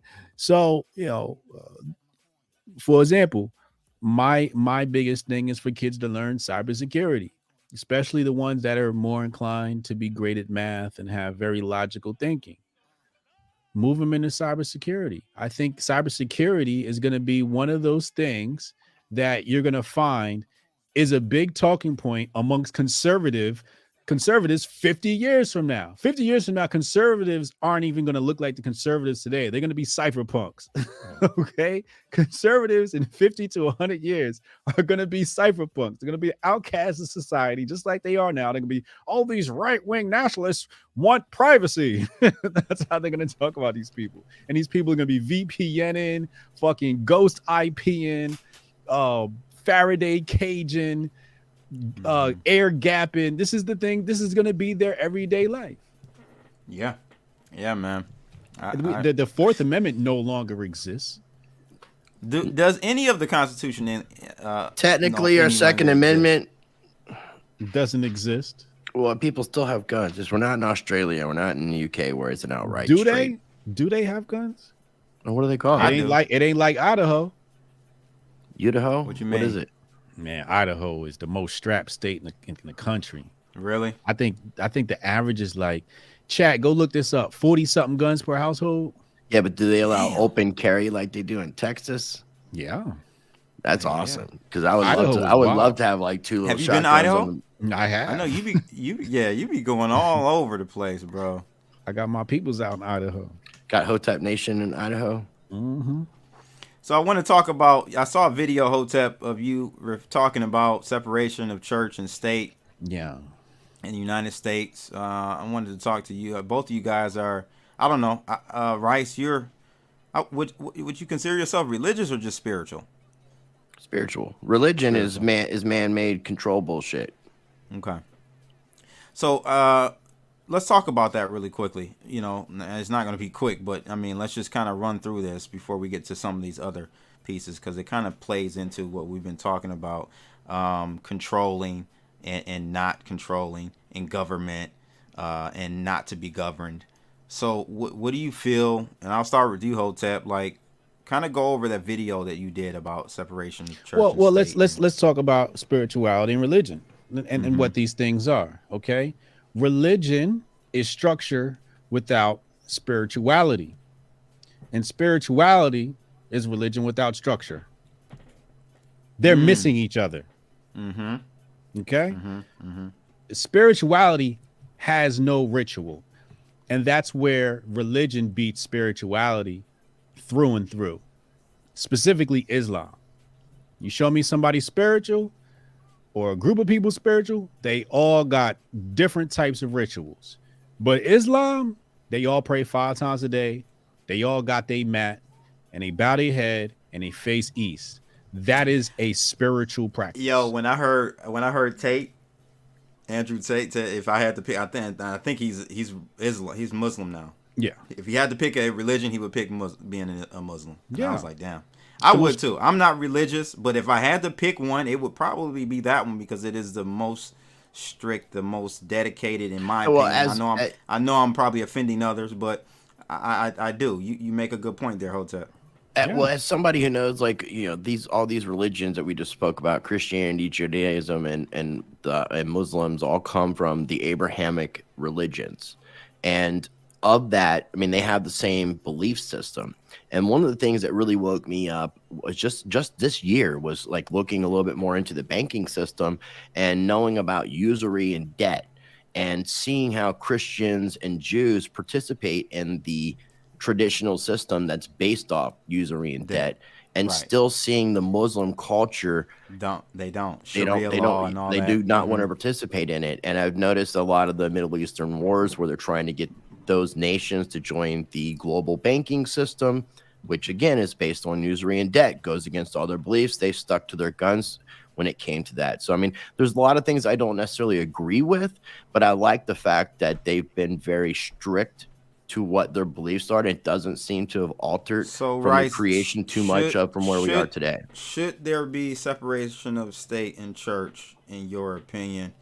In many countries outside the United States, it is. I mean, in Eastern countries, Muslim run or inspired countries, there is no separation, right? How do you feel about that, though? Do you think we need that? Is that why we're so lost now? If you want to lost in what, morality, like our morals as humanity? Yeah. I mean, I do see like some of these, you know, guidelines where people, you know, like you look back 50 years ago and there was a different moral compass that we have today. I don't necessarily know that it's based off church, the separation of church and state, or the combination of church and state. I just think it's the state of the world today and how they are embracing, whether it be religion or spirituality, and how people live that, because it doesn't seem like a lot of people really live these kind of ideals 24/7. It's more of like, I'll use Christianity as just an example because that's where I was raised, but it seemed like a lot of people didn't act very Christ-like or even Christian unless it was a day that they were attending a sermon, whether it be a Wednesday or a Sunday being the cases. Maybe a 1 or 2 day, and that's what Christian. Again, that's what Andrew Tate and I think what Hotep was kind of alluding to. Like, you know, you do see those Muslims really live that life. A lot of, not all of them, of course. No, there's always going to be good and bad and everything. Right. But as a majority, I do look at the Muslim faith as being a lot more adherent to their belief system and being a lot more strict than what we would say is giving into the world and becoming a part of the world. You cannot separate church and state. When you separate church and state, you destabilize your power. Who got the longest, most consistent run on this planet? Islam. US. Oh. Islam. Well, U.S. is new, right? That's 200 18. What year was the United States founded? 18 something, right? Technically 1776. No, that's 1786. Was okay. 1786. Somewhere in the late 1700s before the 1800s. Yeah. So Islam, I mean, we can track Islam back to before Jesus was born, right? Or if we go based upon historical record, Islam is the thing that takes over Egypt and North Africa, and then the caliphate goes in and destroys Constantinople, right? Takes the last bits of Rome away from them. Ottoman Empire, and still exists today. In fact, Ottoman Empire would have been here if they would have lasted another 10 years. They'd have discovered the oil, and the Saudis had oil. I guess my thing is I agree with you, but I guess to the Americas, our society, I feel like it was based on, I know in constitutionally it says separation of state and church, right? That's kind of what Jefferson was referring to. But I think it was very blurred. Like it was church and state were very in bed with one another up until maybe the last 30 years. Well, like Hotep said, I mean, you have so much influence, especially in the United States with the churches. Politicians, even to this day, go to the churches, would align themselves with churches. That's where you would see like, it's just one of those. It's a powerful thing. Yeah, I mean, Steve T makes a good point here. He says there is no separation of church, a state and church, if they use 50C, 5013C. Right. That's basically succumbing to the government and doing the government paperwork. You can do the same thing as an unincorporated association and still get all the same benefits without actually going through all the paperwork and becoming a government recognized entity. So, Hotep, do you think we are separate now? At this juncture in America, is church and state separate? Yes and no, right? Like Steve makes a very practical point, but I think it's different when your state worships Satan. It's like, well, what religion? Well, and also your bill, your money has like what we don't know what God they're referring to. In God we trust, but it says in God we trust. So where is that separation if they're talking about God on a dollar bill? Yeah, but they definitely worship Satan. So it's like, you say separation of church and state. It's like, are we talking about which is a whole nother rabbit hole? Because Rice put me up on that Luciferians and Satanists are two different. Yeah, but also, rabbit holes, which I didn't even know really. The blatantism of either or. You're seeing like Baphomet statues being constructed in front of. I'm seeing a lot more of that lately. Yeah, and you're seeing celebrities that are wearing pentagrams and Baphomet goat related stuff. Yep. So it's almost as if people are letting people know where their allegiance lies. That's why, like, I've noticed, like, when I go down rabbit holes, I start realizing one rabbit hole is connected to another rabbit hole. Then I realize it's just one big rabbit hole. And then the root cause of the problem, to me, all comes down to spiritual warfare, in my opinion. I mean, I think I would like to see, and again, I'm not even religious anymore. I grew up as a Christian, pretty devout Christian at that. But I just, my concern, not concern, but the dilemma was, I want church and state to be kind of married again. But which church? Is it Church of Islam? Is it church? Is it Christian church? Is it Jewish, Judaism? Like what? That's where I think the complexity and maybe the unrealistic tolerance too. It's tolerance because it's tolerance. Because if you get into a situation where Muslims control things, we get into Sharia law, and I don't feel like there's tolerance. If you don't believe in Allah and the Muslim religion, then you're I don't know what the word is, but haram. They're gonna kill you. You're part of. No, that's not in the religion. That's the way that's the way I've recognized Sharia law as being. But even like on a reverse side of that, going and looking at from a Judaic perspective, the idea of the Noahide laws. Christians killed the conquistadors. Killed. I'm not saying anybody in this group is good by any means. I wouldn't. Well, that's what I'm saying. Like when you bring religion into it, it's like. Right. It's like talking about politics, bro. Okay, so like it's the third rail. Religion, if we had the Christian church specifically put into the government and law system, then there would be an outlaw of pornography. You wouldn't see a lot of things happening, and a lot of people would be arrested for doing things that are considered immoral. Too, right? Islam and Judaism, again, like Islam has Sharia law. the Noahide seems to come more from a Jewish Hebrew perspective. If people want to look up the Noahide laws, which Noahide laws were signed into effect in the United States under George Bush. And I'm going to be doing a video about the Noahide laws, which are pretty interesting.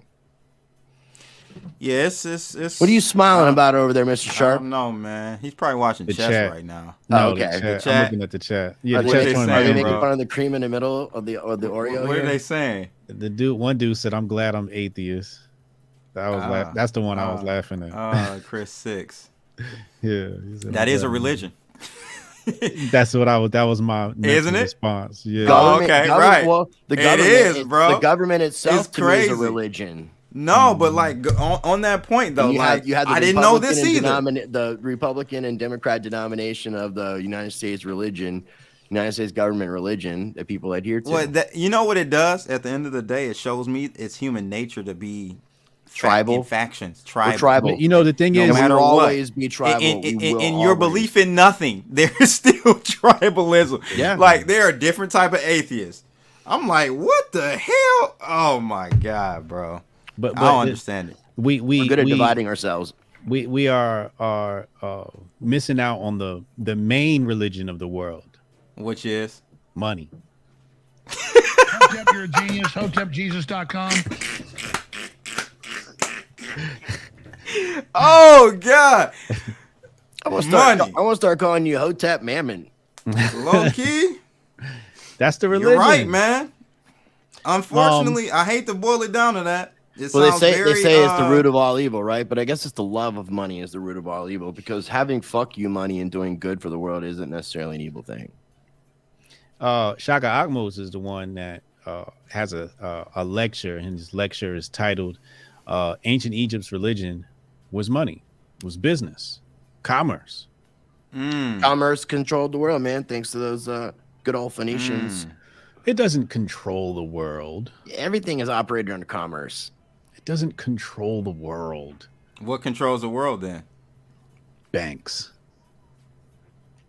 They control That's the commerce. currency. They That's control the commerce. commerce. At its not essence, commerce. right? That's They're not the commerce. facilitators of commerce. No, they're not. They're the inhibitors of commerce.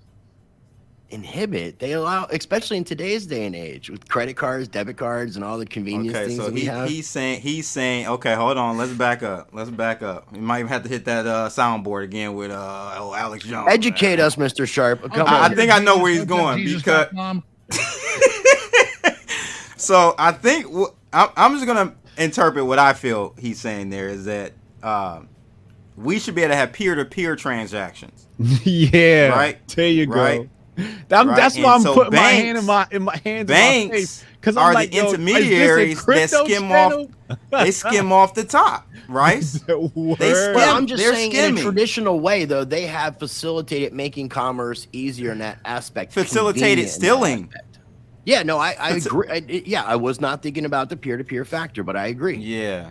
I mean, you know, I'm a fan of getting rid of that third I party. guess you can look at it. But when it different comes to ways, what but the I see. bank's role is, I mean, to me, it's a facilitator of commerce because they're the ones who are the borrower and lender of last resorts. They're the ones who are fueling the system. Now we got to come back to religion because there's two different types of banking. There's one type of banking that has usury and a type of banking that doesn't. So which one we talking about? Where is the banking that doesn't utilize It's called usury? Islam. Okay. Yeah, Islam. We just talked about that. Is there an Islam bank? Sharia law. Can I like open an account at the Islam bank? If you bank with an Islamic bank and you're Islam, there's no interest on your loan. Is there an Islamic? And in bank? fact, are there if you Islamic default banks on in the the United loan, States? if you default on the loan, it's okay. Okay, so where It's a completely different mentality I'm in the wrong. of banking. where do these banks exist? I've never heard of a Muslim bank. Saudi Arabia. Okay. Yo, real That's another quick. business to open up in the Real United quick. States. Look I at think- this. I think Look in at the this United comment. States, people That's take advantage of hilarious. it. Look at that comment on the screen. I can be religious all I want after I'm a millionaire. There you go. There you go. You gotta have fuck you money. That's spirituality right Yo.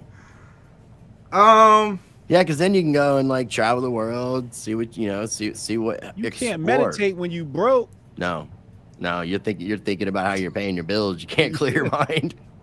Wait, now I'm gonna push Actually, your back belly on. might- No, your no, belly I'm gonna might push be back on rumbling a both. little bit. I'm gonna You can- push back you on can both of fast you when you're guys poor. on that point. I agree. It's in context. You can't meditate when your ass is broke inside the capitalistic devil system that we operate in.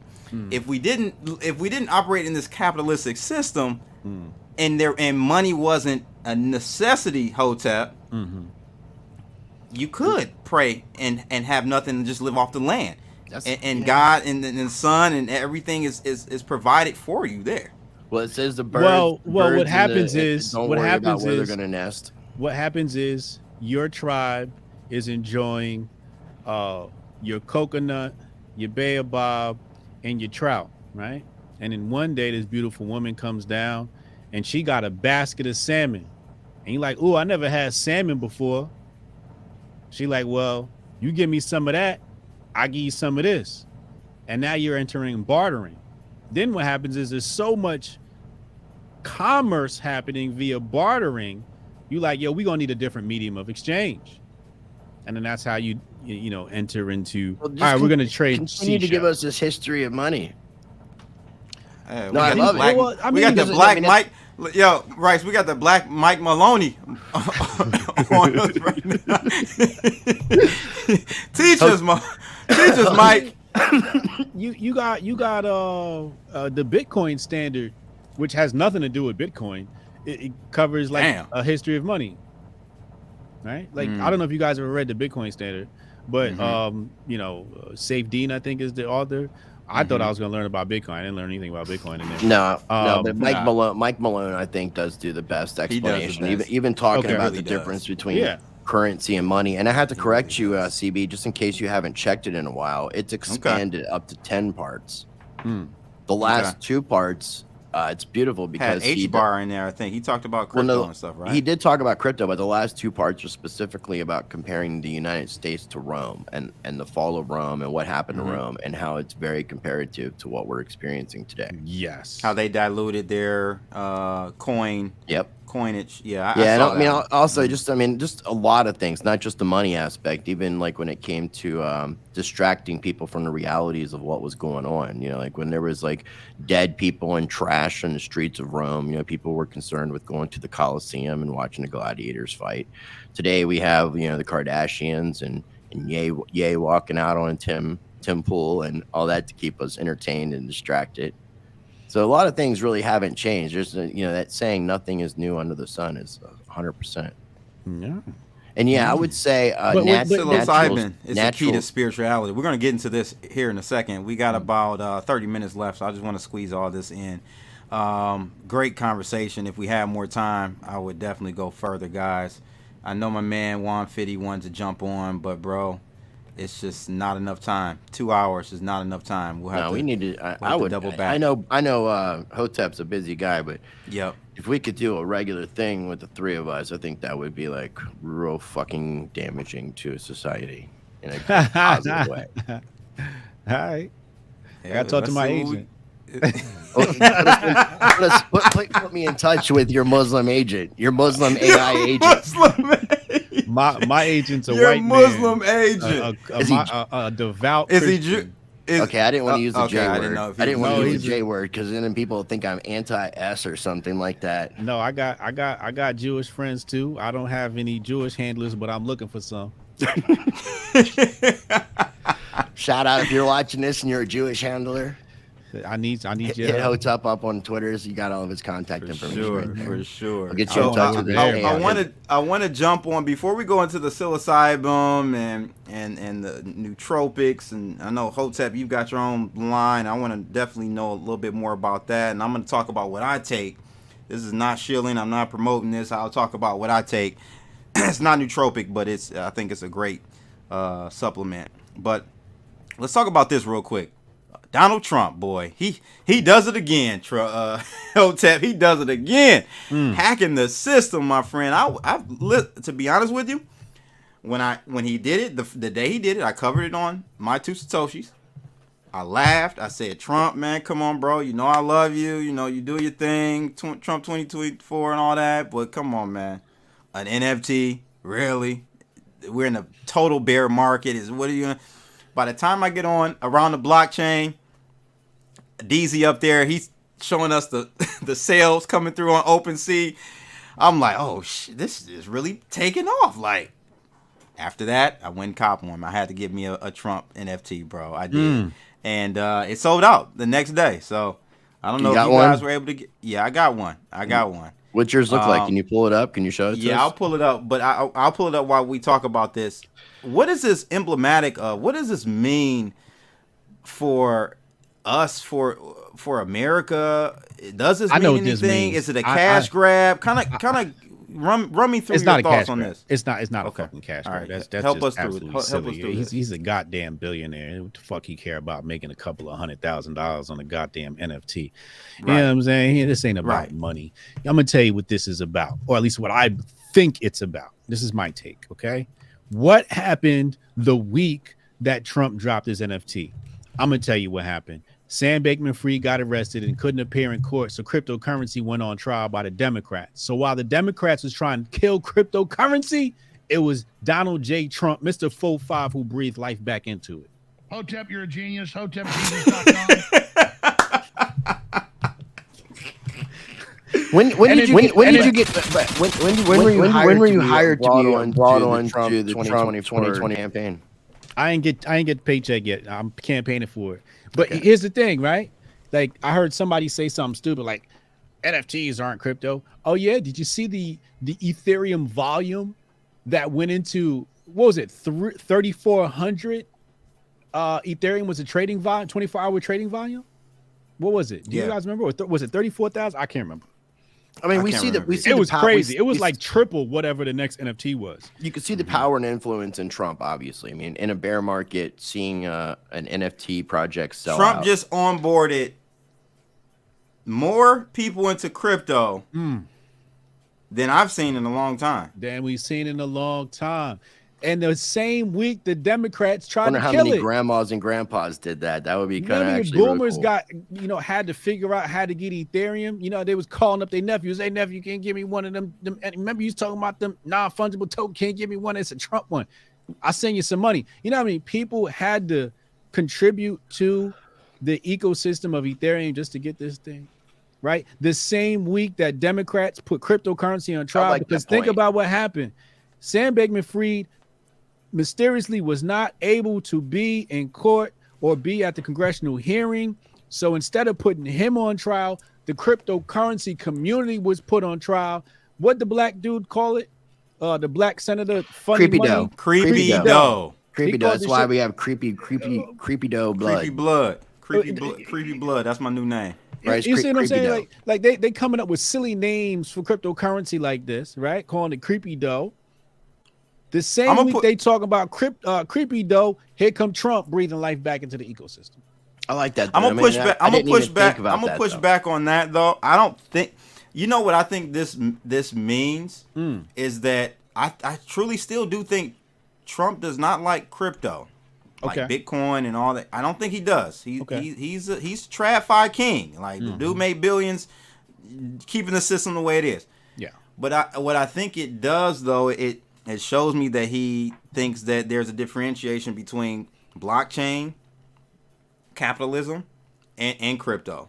So he's looking at NFT as a capitalistic maneuver or event, right? Aside from Mar-a-Lago, this has been the biggest press thing he's done all year as well. So I mean, that is another thing too, is he likes to remain as present in media as possible. So by doing this, I've seen a plethora of people just making fun of him for doing it. So, and in this sense, there's no such thing as bad press. It's just bringing more attention to what he's doing, and that's really all he wants. And I might actually disagree with Bitcoin, though. You think he likes Bitcoin and crypto? All right.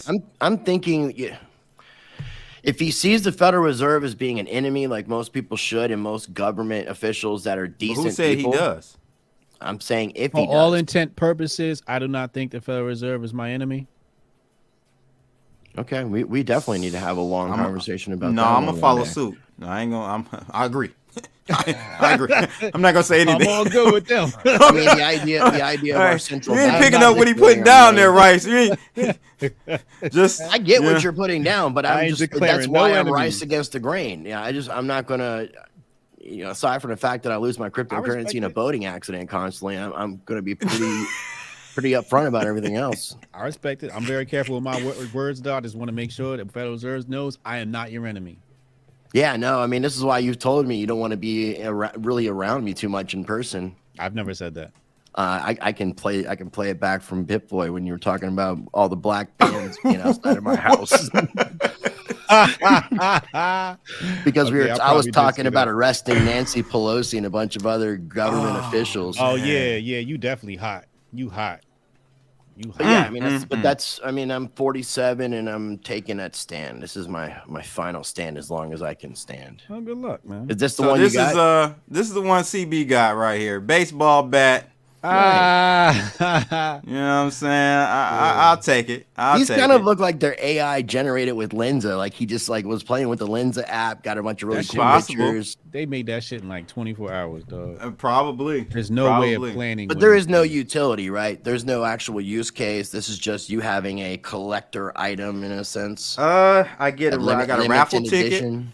I got a raffle ticket. I need to go check out what I got if I got and won anything. If you bought, you guys know this, if you bought 45 of them, you get to go to dinner with him. You're one of the guests at his dinner.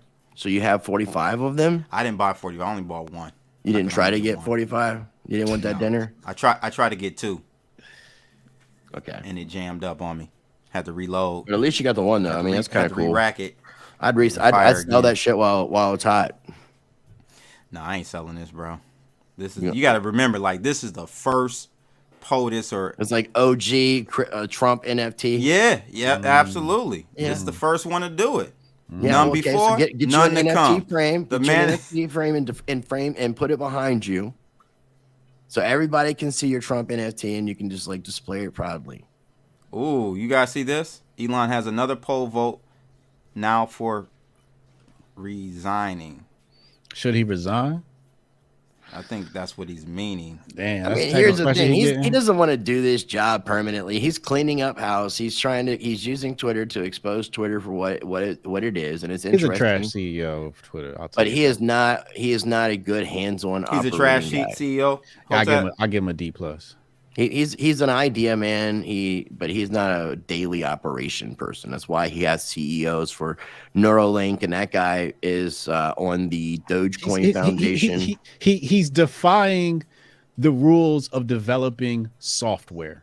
Period. When you develop software, you build horizontally, and then vertically. He stepped in and started building vertically. That's not how you build software. You came in and you started messing with the blue checks and this and that. And no, can you? But and maybe, Hotep, maybe he's following your blueprint. What? Fail fast. He just came out, boom, boom, boom, boom, boom. And make all the mistakes you can so you can learn real quick. Boom. But you fail fast when you're a novice, right? That's when it's something new, right? Like when it comes to software, I know how to run software. You build horizontally. He built PayPal. He was PayPal Mafia. He should know better, but we know he's far detached from being PayPal Mafia. That was many, many years ago. But the fact of the matter is Twitter Spaces is a product that has not been developed.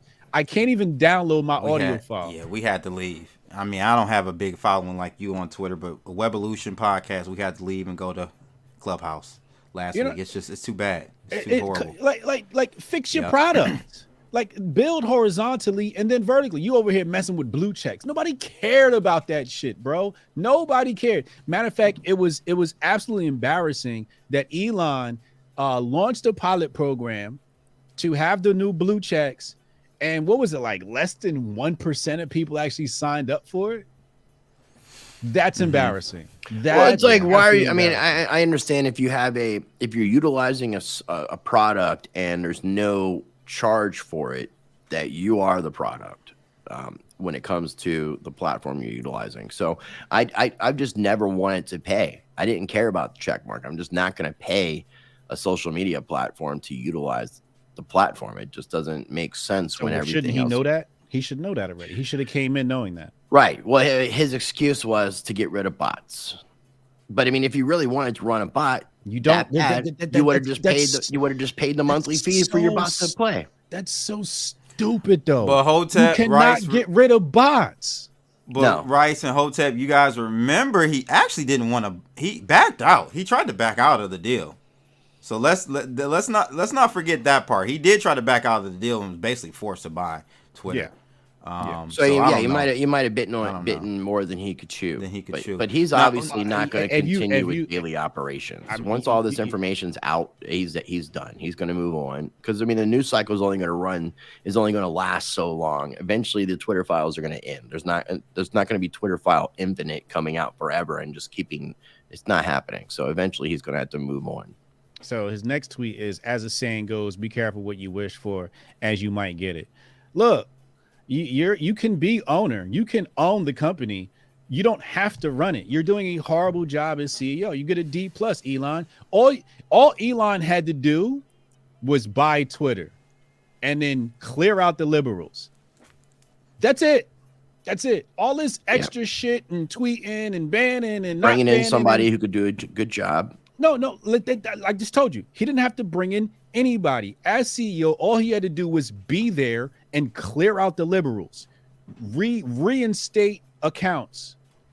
That's it. And then build horizontally. All this playing around and, if for example, if Elon wasn't playing around on the platform, they wouldn't have been doxing him.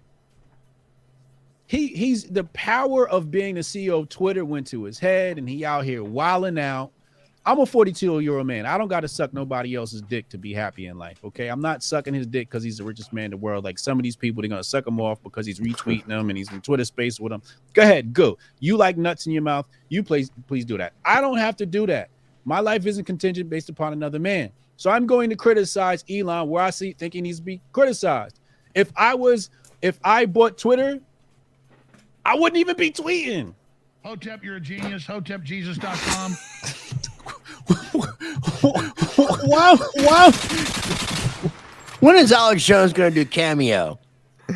Oh, man. Yo, so, okay, I just want to go back because I thought about this randomly the other day. We don't talk about this a lot, but we forget that Elon did not found Tesla. No, listen, like anything. He didn't. Hotep. This is the craziest thing. It's like this is like some what do you call it? Dude, what do you call it, bro? When something you thought happened and didn't happen? Mandela effect. This is on some Mandela effect stuff. Everybody swear they think that he founded Tesla. He's paid to scrub the internet of all the information as much as possible so that he can say that he was a founder of Tesla. That's where the money comes into play. It's just scrubbing the internet of that information. I don't think he's found anything. I don't think he's had PayPal. No, that wasn't founded by him. He didn't? No, he did not. He was on the first team, but he didn't found it. It was him, Peter Thiel, and a bunch of other guys. Yeah, and then when he took a vacation, he's a co-founder though, right? I think he was like employee number 7. He was like he wasn't even. No, not an original, and he was CEO for a minute. I think 2 or 3, and then he took a vacation, and they fired him. Yeah, they got him out of it. Yeah, is he genius or is that's what the whole X Network thing started at. This dude is, and then X Network now is like turned into like him wanting to create the ultimate be all end all social media platform with payment integration. Do you have a Tesla, Hotep? Nah, I want one though. I do too. You do? Yeah, I just like to have. I like the little screen and shit that show you all the cars. It just look cool. It's gonna probably fade after a month. I just want to buy one and put it on Turo though. I want to self driving and just chilling, man. I think honestly, I know we're talking crap about Elon. I like him. He's not perfect. Nobody's perfect. No, he's definitely screwing up Twitter. He is. Yeah. He needs to step back. He should have done what you said, Hotep. I agree with you there. But he's done some crazy stuff for humanity.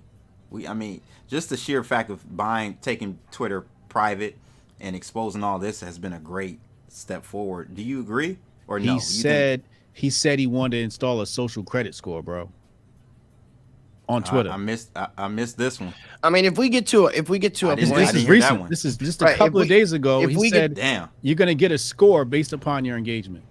Technocracy, corporatocracy. I mean, if we're talking about going in those directions, the richest man in the world is obviously going to have some sort of effect. So, I mean, he's a forward thinker, and maybe he's laying the groundwork for this so that he can somehow rule the world. I mean, I'm not a big Elon Musk fan. Period. He's just there's no honesty that comes out of his mouth. If he was, I look at Elon through the lens of being on the spectrum.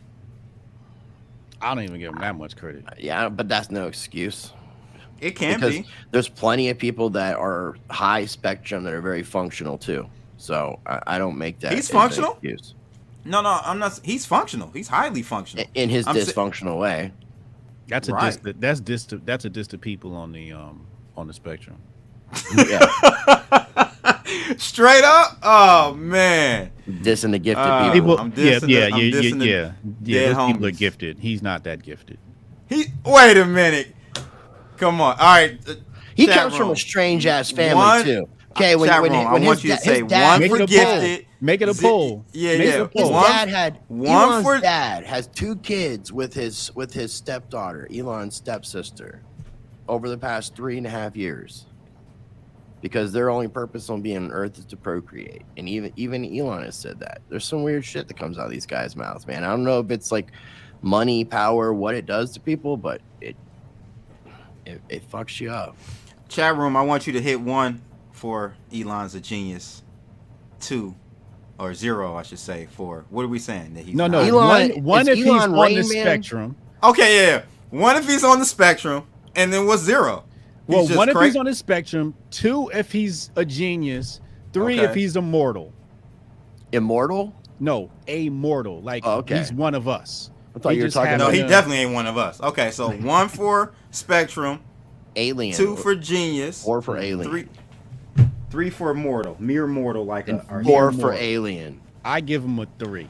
4 for being the wealthiest African American. Aha. Technically, he did a good job with how whatever the gene pool did to his hair. He did a really good job of fixing that. I'll give him that. Can I ask you a question? Credit. What's that? Who was his daddy? I don't know his name. It's like. Did Elon grow up poor, or did he have a head start? I actually have no clue about his history. His father had money, and I understand that when he came to the United States, he had a small loan from his father to get started. The nigga had a head start. He's a fucking mere mortal. He's immortal? He's a mere mortal. Nah, man, I gotta give him a little bit more credit than that. I can't. That's like trying to give Gary Vee because who else got? It's a whole bunch of people that got head starts, and I had a head start. I had a head start. It wasn't as big as Elon. It wasn't as big as Gary Vee. But I'll step up and say I had a head start. That's subjective, right? That's a head start. That's subjective, though, right? What a head start means.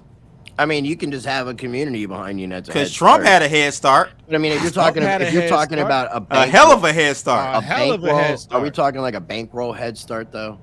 I'm talking about these niggas is not Jay-Z. These niggas is not Jigga didn't have a head start. Jigga didn't have a head start. 50 Cent didn't have a head start. Diddy kind of did. His dad was a. You mean they didn't have a hard? They didn't have a hard knock life. Is that what you're saying?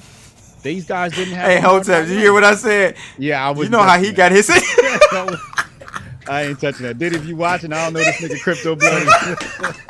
You gotta talk about some Satan worshipers, man. Jay-Z and Beyonce they seem to like the devil a lot. I knew he heard it, y'all. He ain't want to touch that one. All right, I feel you.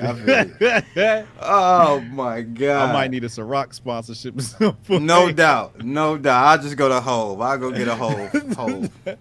I'll go to Hove. All right, so yeah, no, I hear you. Yeah, I hear you. Rice, you definitely had a head start, man. You're Caucasian. That was There was no head, man. I grew up poor as fuck. There was no Head Start here. That don't mean nothing, dude. You can grow up poor. You know what? This has all been very grassroots. I've been very humbled by all of my growth and experience. There's no Head Start right here with this albino white boy you grow outside of fucking. Hotep, did Rice have a head start? Nah, he definitely didn't have a head start. Call it fucking Rice didn't have a head start? No, there's like white privilege doesn't really. He didn't. White privilege did not exist, man. Like for poor white people. Poor white people don't have white privilege. Poor white people have a head start, bro. No, let me tell you the problem. You have white people that know how to pimp their whiteness and white people that don't. Okay, white people that don't. Fucking Rice Crypto is one of the people that don't, and you can tell by his haircut. Because if he changed his haircut, he'd be able to pimp his whiteness. Yeah. Hotep, you're a genius. HotepJesus.com. So if I change my hair, I can appear to be more white, is what you're saying? So I might act, that might be, you got a white supremacist haircut. Even you're just look like a racist. No, you should see. You're right. You should right. He's a racist. Hotep. He's a racist. He's a racist. You should see it when it was straight full like mohawk, bald on the side. Yeah. Oh yeah. When I shave it down, it's just growing out a little bit. But I did get rid of the mohawk. It just still looks the same from the front. He's got a mohawk, and that's the sad part. If you're gonna go that route, you got to get the mullet. The mullet is the greatest haircut the white man ever created, and I don't understand why y'all don't rock that shit. So you're a big Joe Dirt fan? Yes. Sweet. That should lead into talking about mullets are kind of dope though. The mullet is the illest fucking hair. Now, if you're not gonna pimp your white privilege, you're supposed to rock a mullet. I would also say rat tails. Rat tails are another cool thing. That I don't even know what that is. I don't even know what that is. It's almost mullet-ish, but it's not full mullet. It's like just having a long piece of hair in the back. Yeah, that goes down a little tail instead of the mullet. Just imagine a little tail. No, that's not it. Now, for a while, I had what you would call a mullet hawk because it was slightly mullet mohawk. You might be able to get away with that. Very, very Joe Dirt. You were supposed to go get you a Wall Street haircut, and you'd have been all right. Put a suit on, bro. You would have been. Oh, I could show you pictures of like me being white. So. All right, so look, we're gonna end it on this, ladies and gentlemen. No, we got to talk about mushrooms, and I got time, and I'm pretty sure Hotep does. I know that's what I want. I want to get to nootropics first, then we're gonna get into the psychedelics, and I don't think I'm gonna jump out there on a limb. I'm gonna say Hotep doesn't do psychedelics. I'm gonna jump out there. Okay. I refuse. Okay. You ever done cannabis? Me too. Yes. On a regular? No. So you didn't utilize today? Correct. But technically, cannabis is considered a psychedelic. Oh, okay. Yeah, it's classified as psychedelic. And if you're not a regular user and you smoke on, man. or we know that's not. No, we're talking about the hardcore. Come on, if you're talking to more like a different level of elevation, psilocybin type, So I got to shout out life size box companies. So did you know that you can buy mushroom spores legally now? Really? Yeah. Shout out to Life Size Box. And Life Size Box has a company called Spore Baby. You can go to sporebaby.com. You can order these. I'll get you. So what happens when you take that? Well, these are syringes. Okay, and in the what? These are syringes. Y'all injecting yourself? That's that white boy shit, man. Hotep, injecting his in your arms and stuff. You have to go through a process. God. You have to go through a process and grow them. So this is just the spores, and there's nothing illegal about. Why do you have a syringe?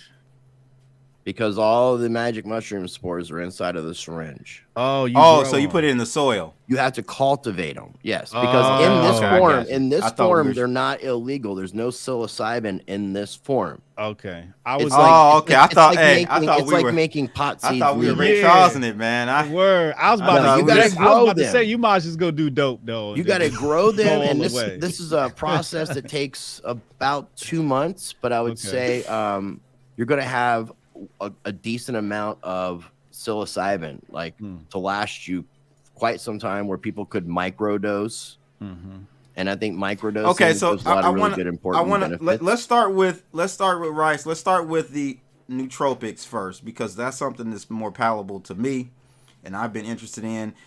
Just a quick story. Well, you have to start with Hotep because I'm not as adept and knowledgeable about nootropics. It's something that I am. Crypto blood finish his sentence. God damn. No, he don't know how to do that, bro. That's what he do. I'm used to it now. I mean, it's the rice blood show, like, you know. And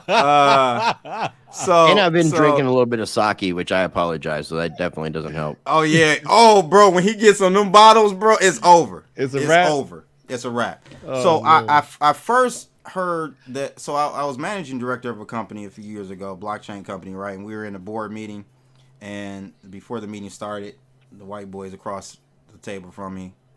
Now they do all types of shit.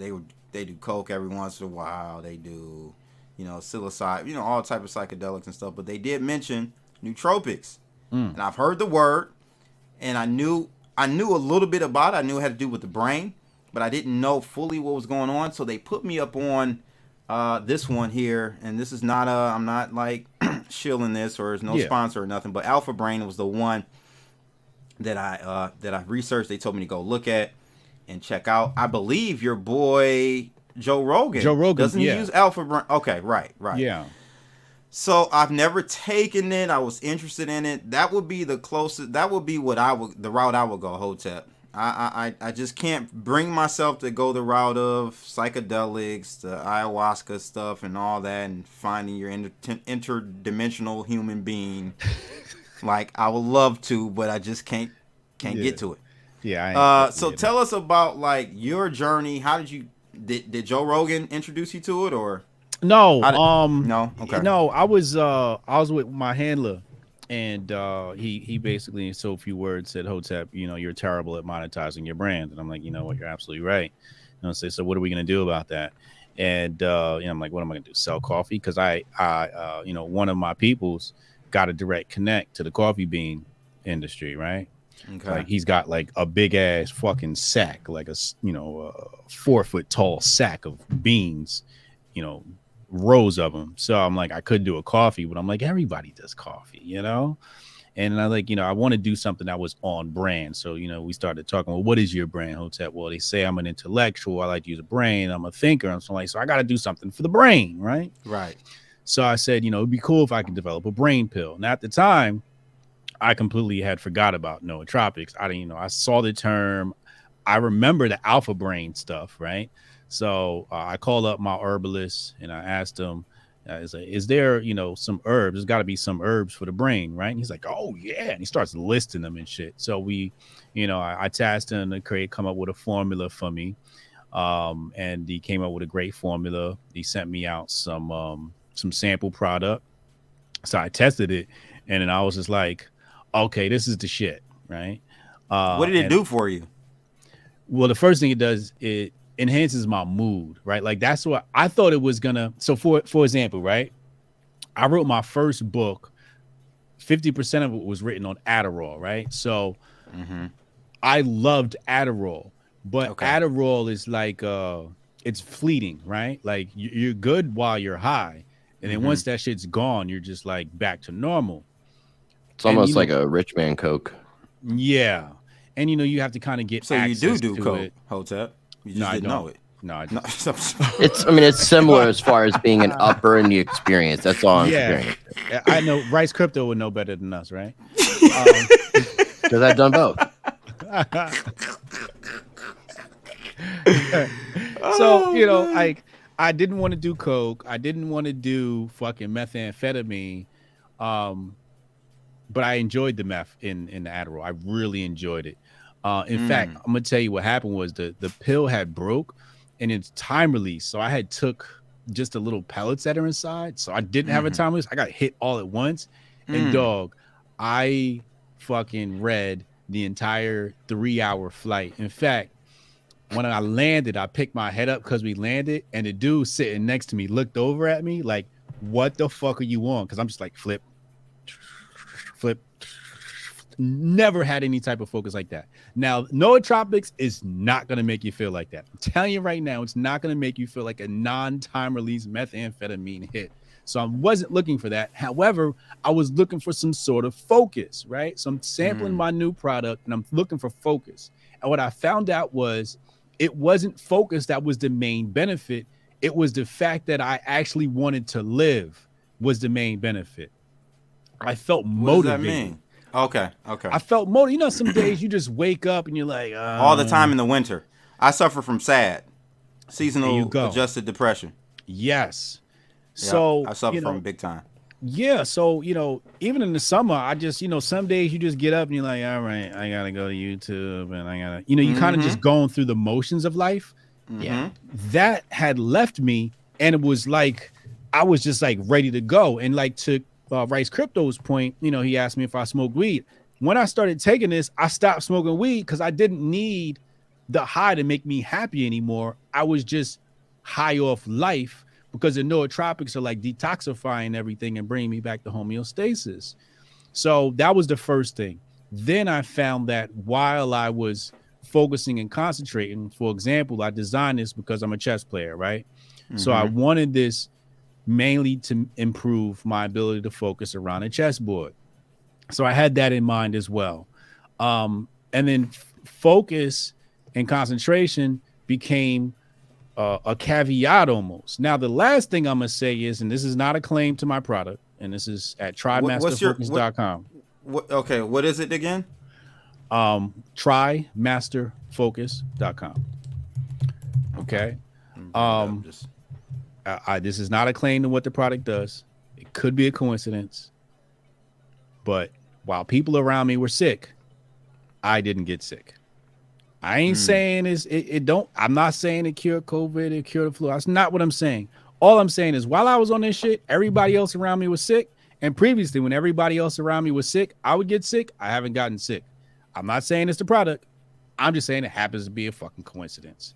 Anyway. Hotep is genius.com. You're a genius. HotepJesus.com.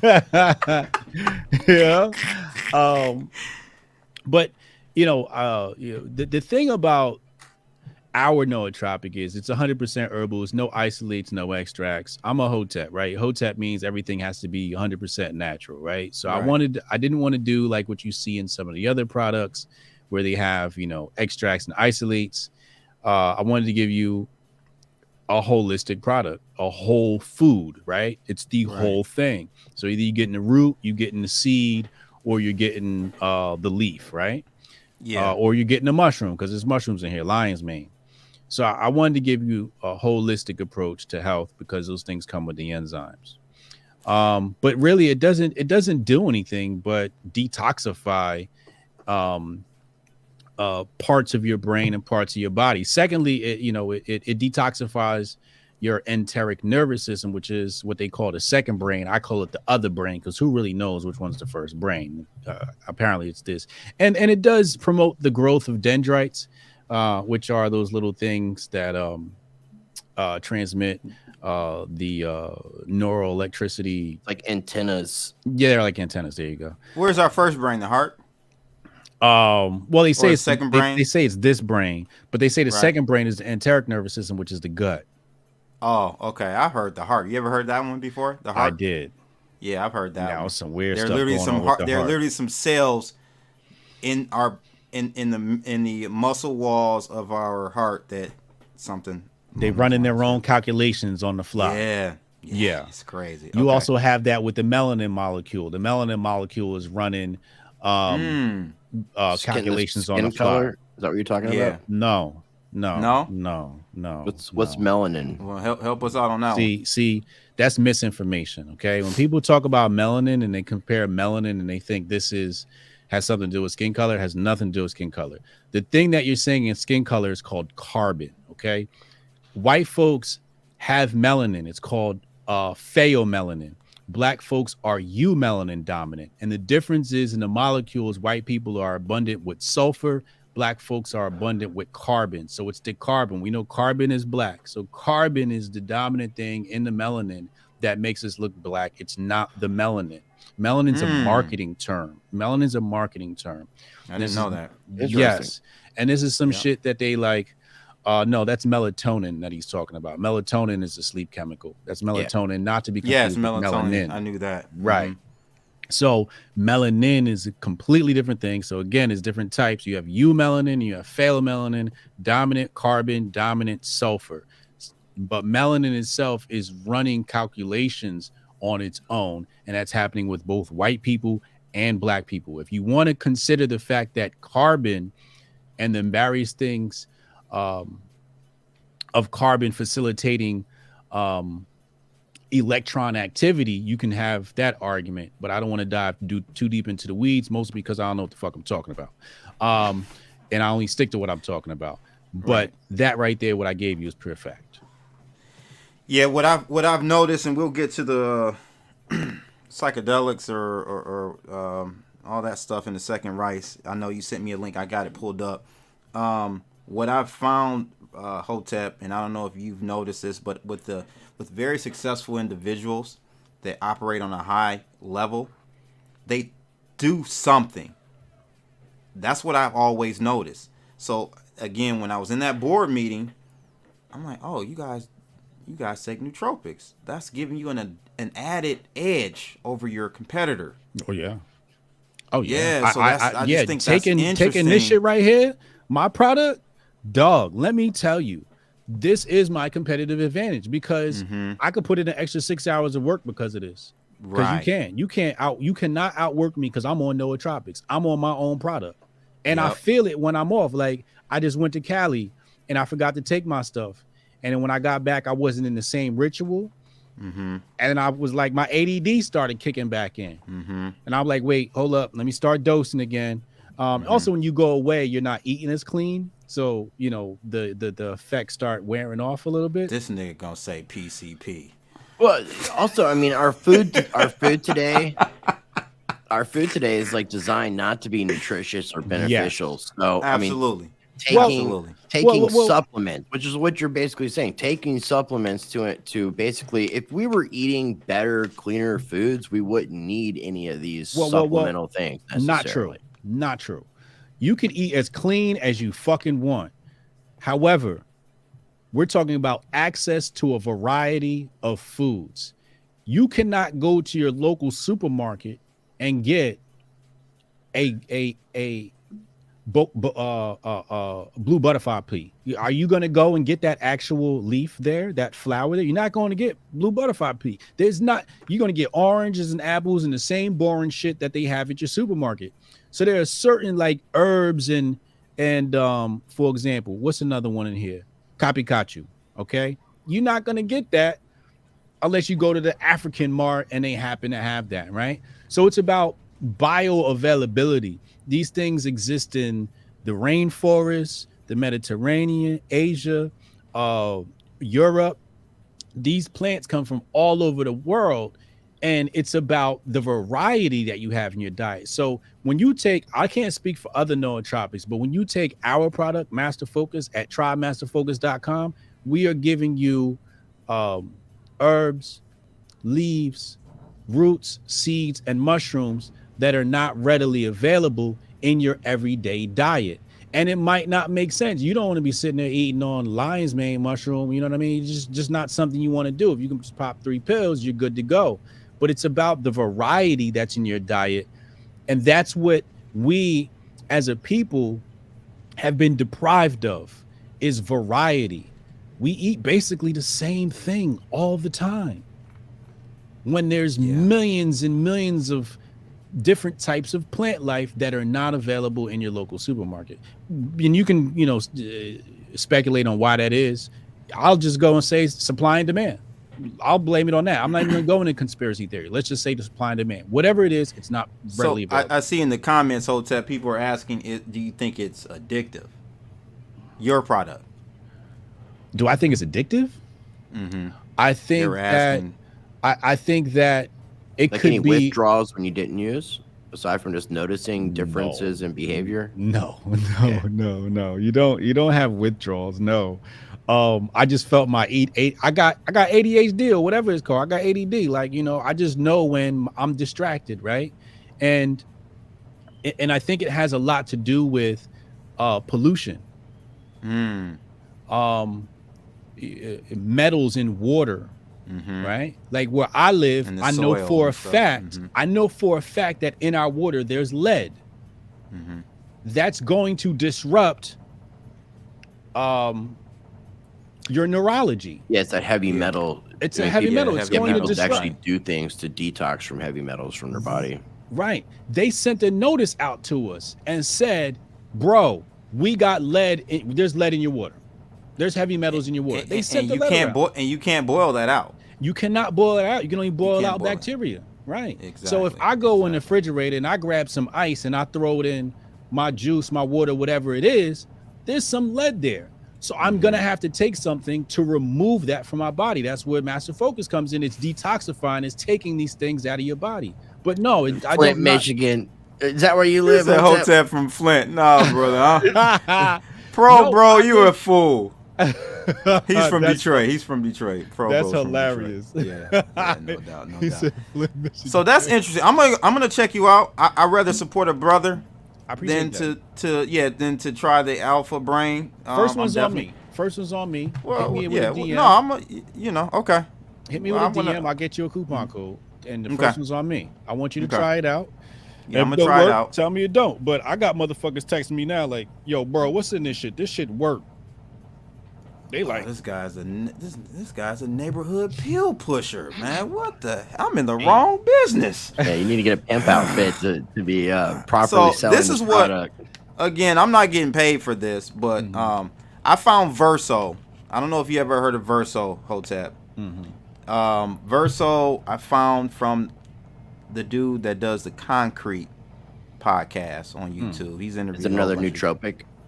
It's not nootropic. It's more along the lines of like resveratrol. It has resveratrol in it, so it's more for like fixing your telomeres in your DNA, right? Along those lines. So, I mean, it's hard to say, bro, because this is the type of thing where you're not really going to see, in my opinion, the direct results or impact from it. Right. You know what I mean? It's like, I don't know. Right, you may feel it, and it could be psychosomatic. It could be in your head because there's placebo. The placebo effect. The placebo effect.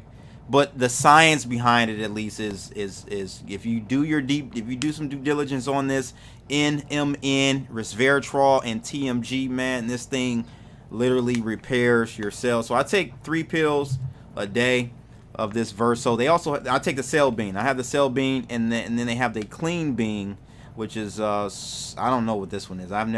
It's a powerful blend of senolytic molecules that help promote natural cleanup processes like autophagy and apoptosis or whatever that is. Apoptosis.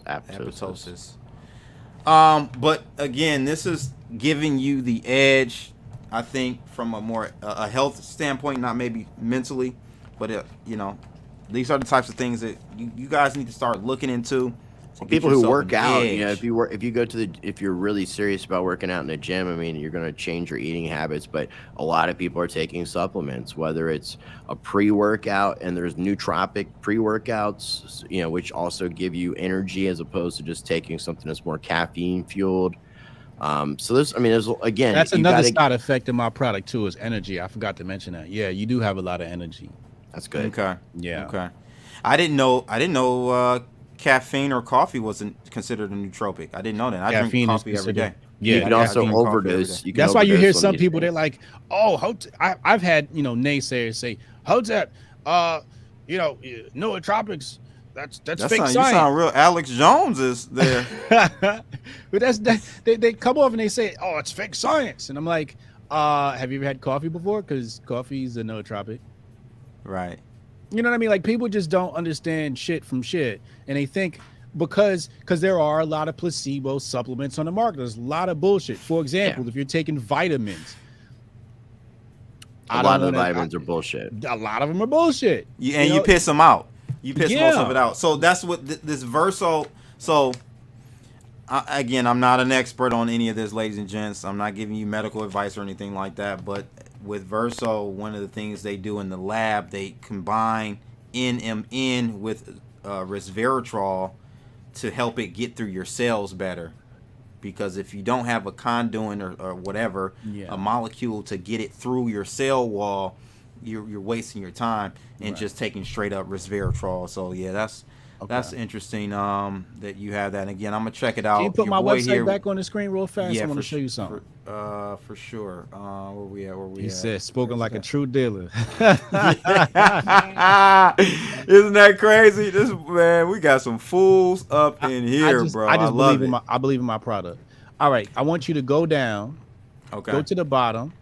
Okay. And I just want to put this on people's desks. You don't gotta buy my product. I just want people to know all the way to the bottom. Okay. I want you to go straight to the FAQ section. And I want people to read the FAQ section, because that is gonna have all information about the product that you need to know. Right? And we're fucking FDA compliant, because I have my homeboy works for an FDA compliance agency, so he went through all my shit and made sure my shit was good. Okay. So we're FDA compliant. I didn't say FDA approved. Let's be mindful.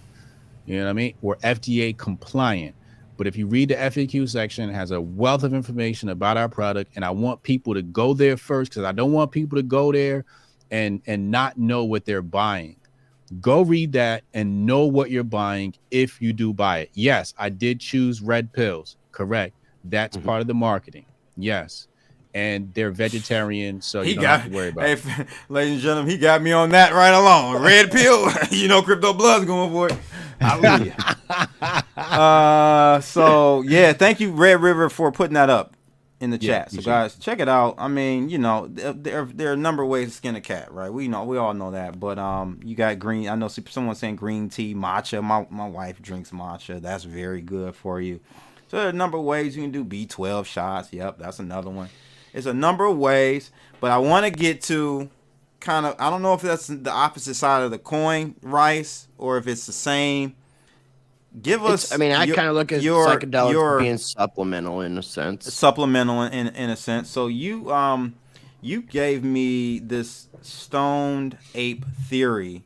Yeah, I think it's interesting. You know, like the idea of this. I mean, it's obviously a controversial theory, as Wikipedia says, but the idea is that the human brain started to expand once Homo sapiens started to eat psilocybin mushrooms. There's even been some question, even from a biblical perspective, like when Moses was leading the Hebrews through the desert and they were supposedly lost, the manna that was coming from heaven, people were talking about it could have been psilocybin mushrooms, because they grow in the dark, and when the sun hits them, they die. They completely die. So it's an overnight process outside. It's different than when you're doing it at home. And when it comes to psychedelics, I mean, like, I started out with LSD, and I would really encourage people to stick more microdose or full? Regular full doses. I mean, microdoses have their own potential reasons, but I would really encourage people with psychedelics to stay with things that are more natural based, which would be like your mushrooms, your psilocybin. You also have peyote's natural, ayahuasca's natural. There are natural cannabis. What's the one in your brain? DMT. So DMT. That's what Probo asked earlier, and I started this one. Yeah, he wanted to know, Rice, what you thought about DMT, because that is synthetically expanded or extracted to. Yeah, it's not 100%. We do have it in our natural. brain or whatever. The DMT is not 100% as natural. I've done DMT. I haven't done ayahuasca. I want to do ayahuasca. So ayahuasca is a natural form. Right. It's two different combinations of two different plants that create the effect. DMT is more man-made. I've had some decent experiences on DMT. But one thing I have to say with psychedelics is, you know, people just need to make sure they're in safe environments. It's not something that any of us are necessarily recommending. I'm not recommending. It's no necessary. It does. I mean, it does help. CB expand is not recommending you do. For me PCP. Personally, it has helped me to expand my way of thinking and my level of looking at the world. Does it give you that edge? We kind of the reason I even brought this up tonight is because giving people the edge. It wakes you up. It's like a red pill. It's when you take psychedelics and you have a good experience, it's not something that you're going to be able to unsee. It becomes part of you. So opening up your mind to the doors of perception. That's what the band The Doors named their band after this book. I can't remember the author, but it's just expanding what for me personally, the two benefits were helping me to think outside the box, stop being a sheep necessarily, and kind of question things. And then also I've had a lot of personal experiences where I've done a lot of things that have been very beneficial in a mental health type capacity, where I've done therapy sessions with myself and had a lot of effectiveness being in that state of mind. It kind of gives me an opportunity to, in a sense, look at myself from a different perspective that I wouldn't see normally, and just be able to gain just more insight into situations that I can't see on my own, if that makes sense. Okay, these people in the chat room are hilarious. Like I have some of the most profound, beautiful spiritual experiences on psychedelics. He said the Bitcoin chart could use some nootropics. Yeah, no doubt about that. So your boy Elijah is on the payment page. Is it? Do you have a coupon code? Is 10 off.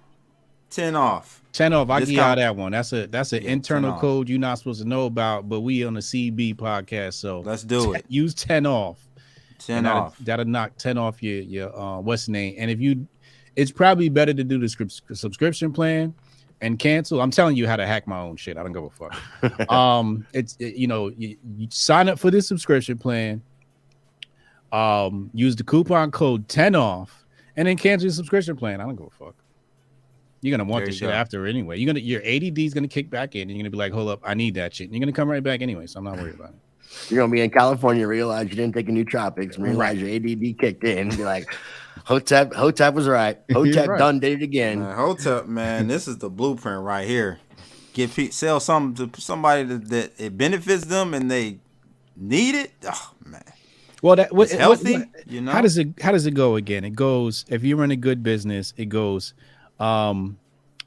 identify a problem. If the problem is ubiquitous, then you're halfway there. And then I forget how the triangle goes. Chat, how does it go again? But I believe ours hits all three, of this triangle, because it's the severity of the problem. How severe is the problem? So is there a problem? Is the problem ubiquitous? And is it a severe problem? And I believe productivity is a severe problem. Focus is a severe problem. It might not be as severe as like a heart transplant, but it's still severe because people want to make more money. They want to concentrate. They want to do better. And I guess I'm skeptical about going the route of psychedelics, rice, and stuff, because I'm just scared of possibly having a bad trip. Or so check this out. I was going to say mushrooms now, like psilocybin, because we got to talk about psilocybin specifically, because mushrooms have all sorts of different benefits. Hotep mentioned lion's mane, there's chaga, but when it comes to the psilocybin that has the psychedelic effect to it, you're finding now states that are legalizing it. You're finding therapy sessions being utilized with it, because the combination thereof has been very beneficial to patients. So if it's helped people to look at things from a different perspective, if it's helped somebody who can't quit smoking on their own to quit smoking by taking mushrooms and talking to a therapist, then more power to those people. If that's what they need to get that in their and maybe I need it because I need to quit smoking. Let's talk about the bad trips. That's our fear. Yeah, exactly. Can you address that? Yeah. I would say that if you're going to be taking some psychedelics, you're going to want to make sure you're putting yourself in a good environment. You don't want to be. What does that mean? See, that's too. Hotep. We black, bro. I need. You know what I'm saying? I don't go to the bar and take mushrooms for your very first time. You're at the bar chilling. You don't want to be drinking a bunch of alcohol. You don't want to put yourself in a situation where you're gonna have.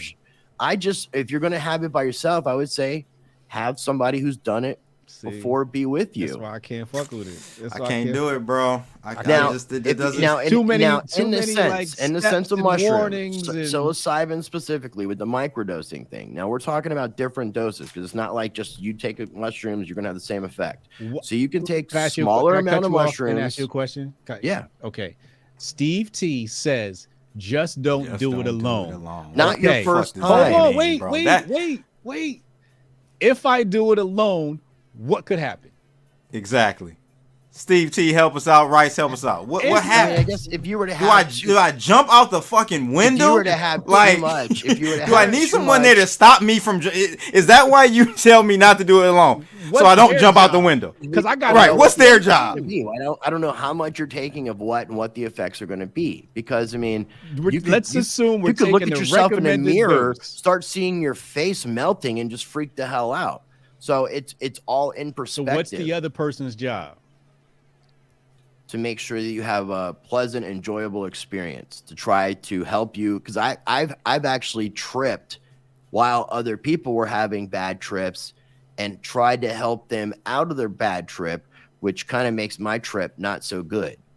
At least in that moment. Yeah, what is a bad trip? Okay, there's been times that I've taken too much of, in specific, LSD, and that's why I tell people to stay with more natural things, where I've taken too much and thought in the process of the trip that I wasn't going to come back to reality, that I wasn't going to be the same individual I was before, and I was going to be stuck in this particular position forever. And that's not a good feeling either, to feel like oh shit, I'm stuck. Now, microdosing though, so microdosing, you're controlling the amount you take. So if we're talking about psilocybin, I'm not going to tell you, take 5 grams of psilocybin in your first time tripping. No, you want to start off with smaller doses that aren't going to put you in kind of that mind melting zone. Now, I mean, it all kind of like what you eat could affect it. How your mood is could affect things. So you just got to really make sure you're treating yourself right in those aspects. But you can find a lot of healthy benefits from utilizing them in the right environments. And then people that microdose, where you're taking such a small dose that you're not actually getting like any hallucinogenic effect. But the thing is, the psilocybin, the mushrooms are doing something to your brain, almost like the nootropics that you're talking about. Because the one closest ancestor to us out of every species on this planet is mushrooms.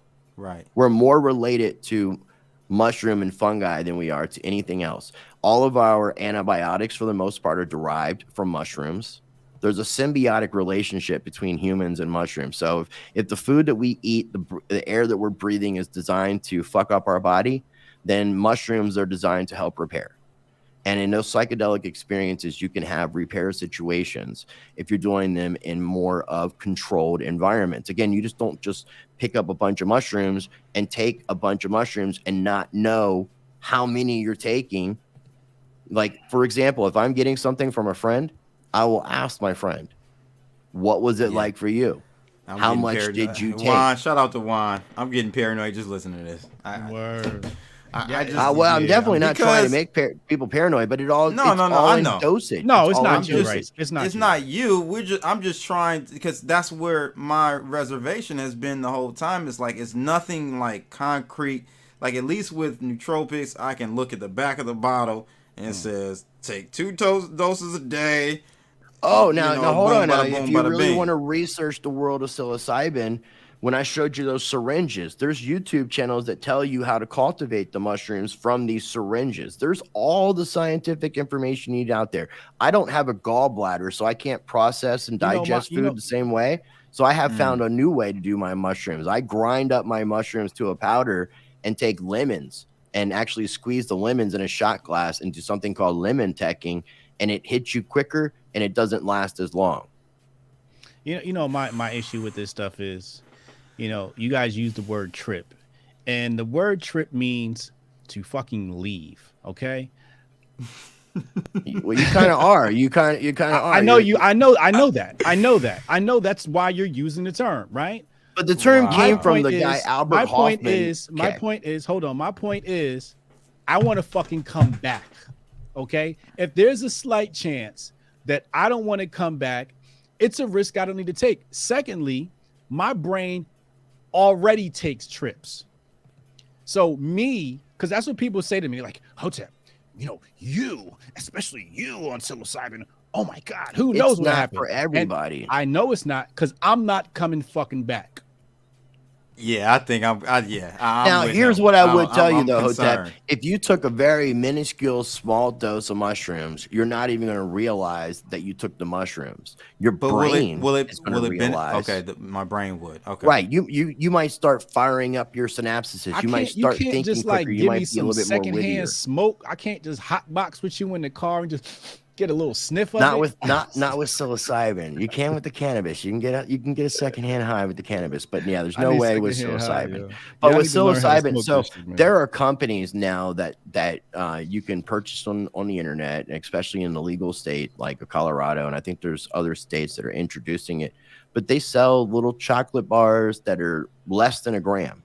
Yeah. So when I'm talking about taking a dose that's going to make you possibly get a little bit into extra reality, we're talking like 3.5 grams of psilocybin.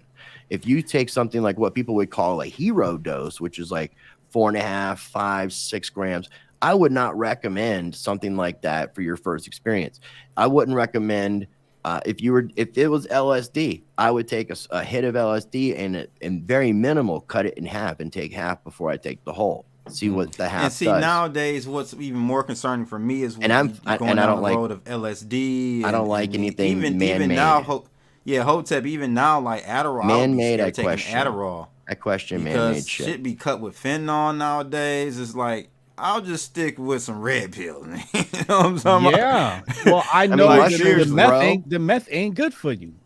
Mushrooms grow, okay. They grow, and you pick them, you eat them, and they do. There's nothing done to them. Like if you're like, let's say in a place where they're growing naturally, a lot of times they grow in cow shit. So overnight, you go find a cow field in this particular place. They grow overnight before the sun comes up. You make sure you pick them, because as soon as the sun comes up, they're gone. They die. The sun poisons and kills the psychedelic effect from the mushroom and takes out the psilocybin aspect from it. Well, ladies, we're 2.5 hours. We're about half an hour over. I don't want to keep everyone on too much longer, guys. I really great conversation. Very, very good conversation. We'll have to do a little bit more deep diving into this in the near future. Wow. I'm looking at this Elon Musk stuff. That's what I've been. I'm gonna do the nootropics route and see, because I feel like Hotep, you feel pretty satisfied and fulfilled. You don't feel like you need to take it to another level above the nootropic intake that your regimen that you have. No. And so I'm gonna see. I feel like I should be. I got the blue pill coming too. I'm gonna let the red pill sit. What's the blue pill? That's the blue pill is gonna help you with the ladies. Now I gotta tell you, one of the side effects is going to help you keep your yang up. Well, when I associate blue in that aspect, it makes me think of Viagra boys. There you go. But what I'm saying is, currently the red pill, the side effect, because a lot of this stuff is dealing with blood flow, right? Yeah.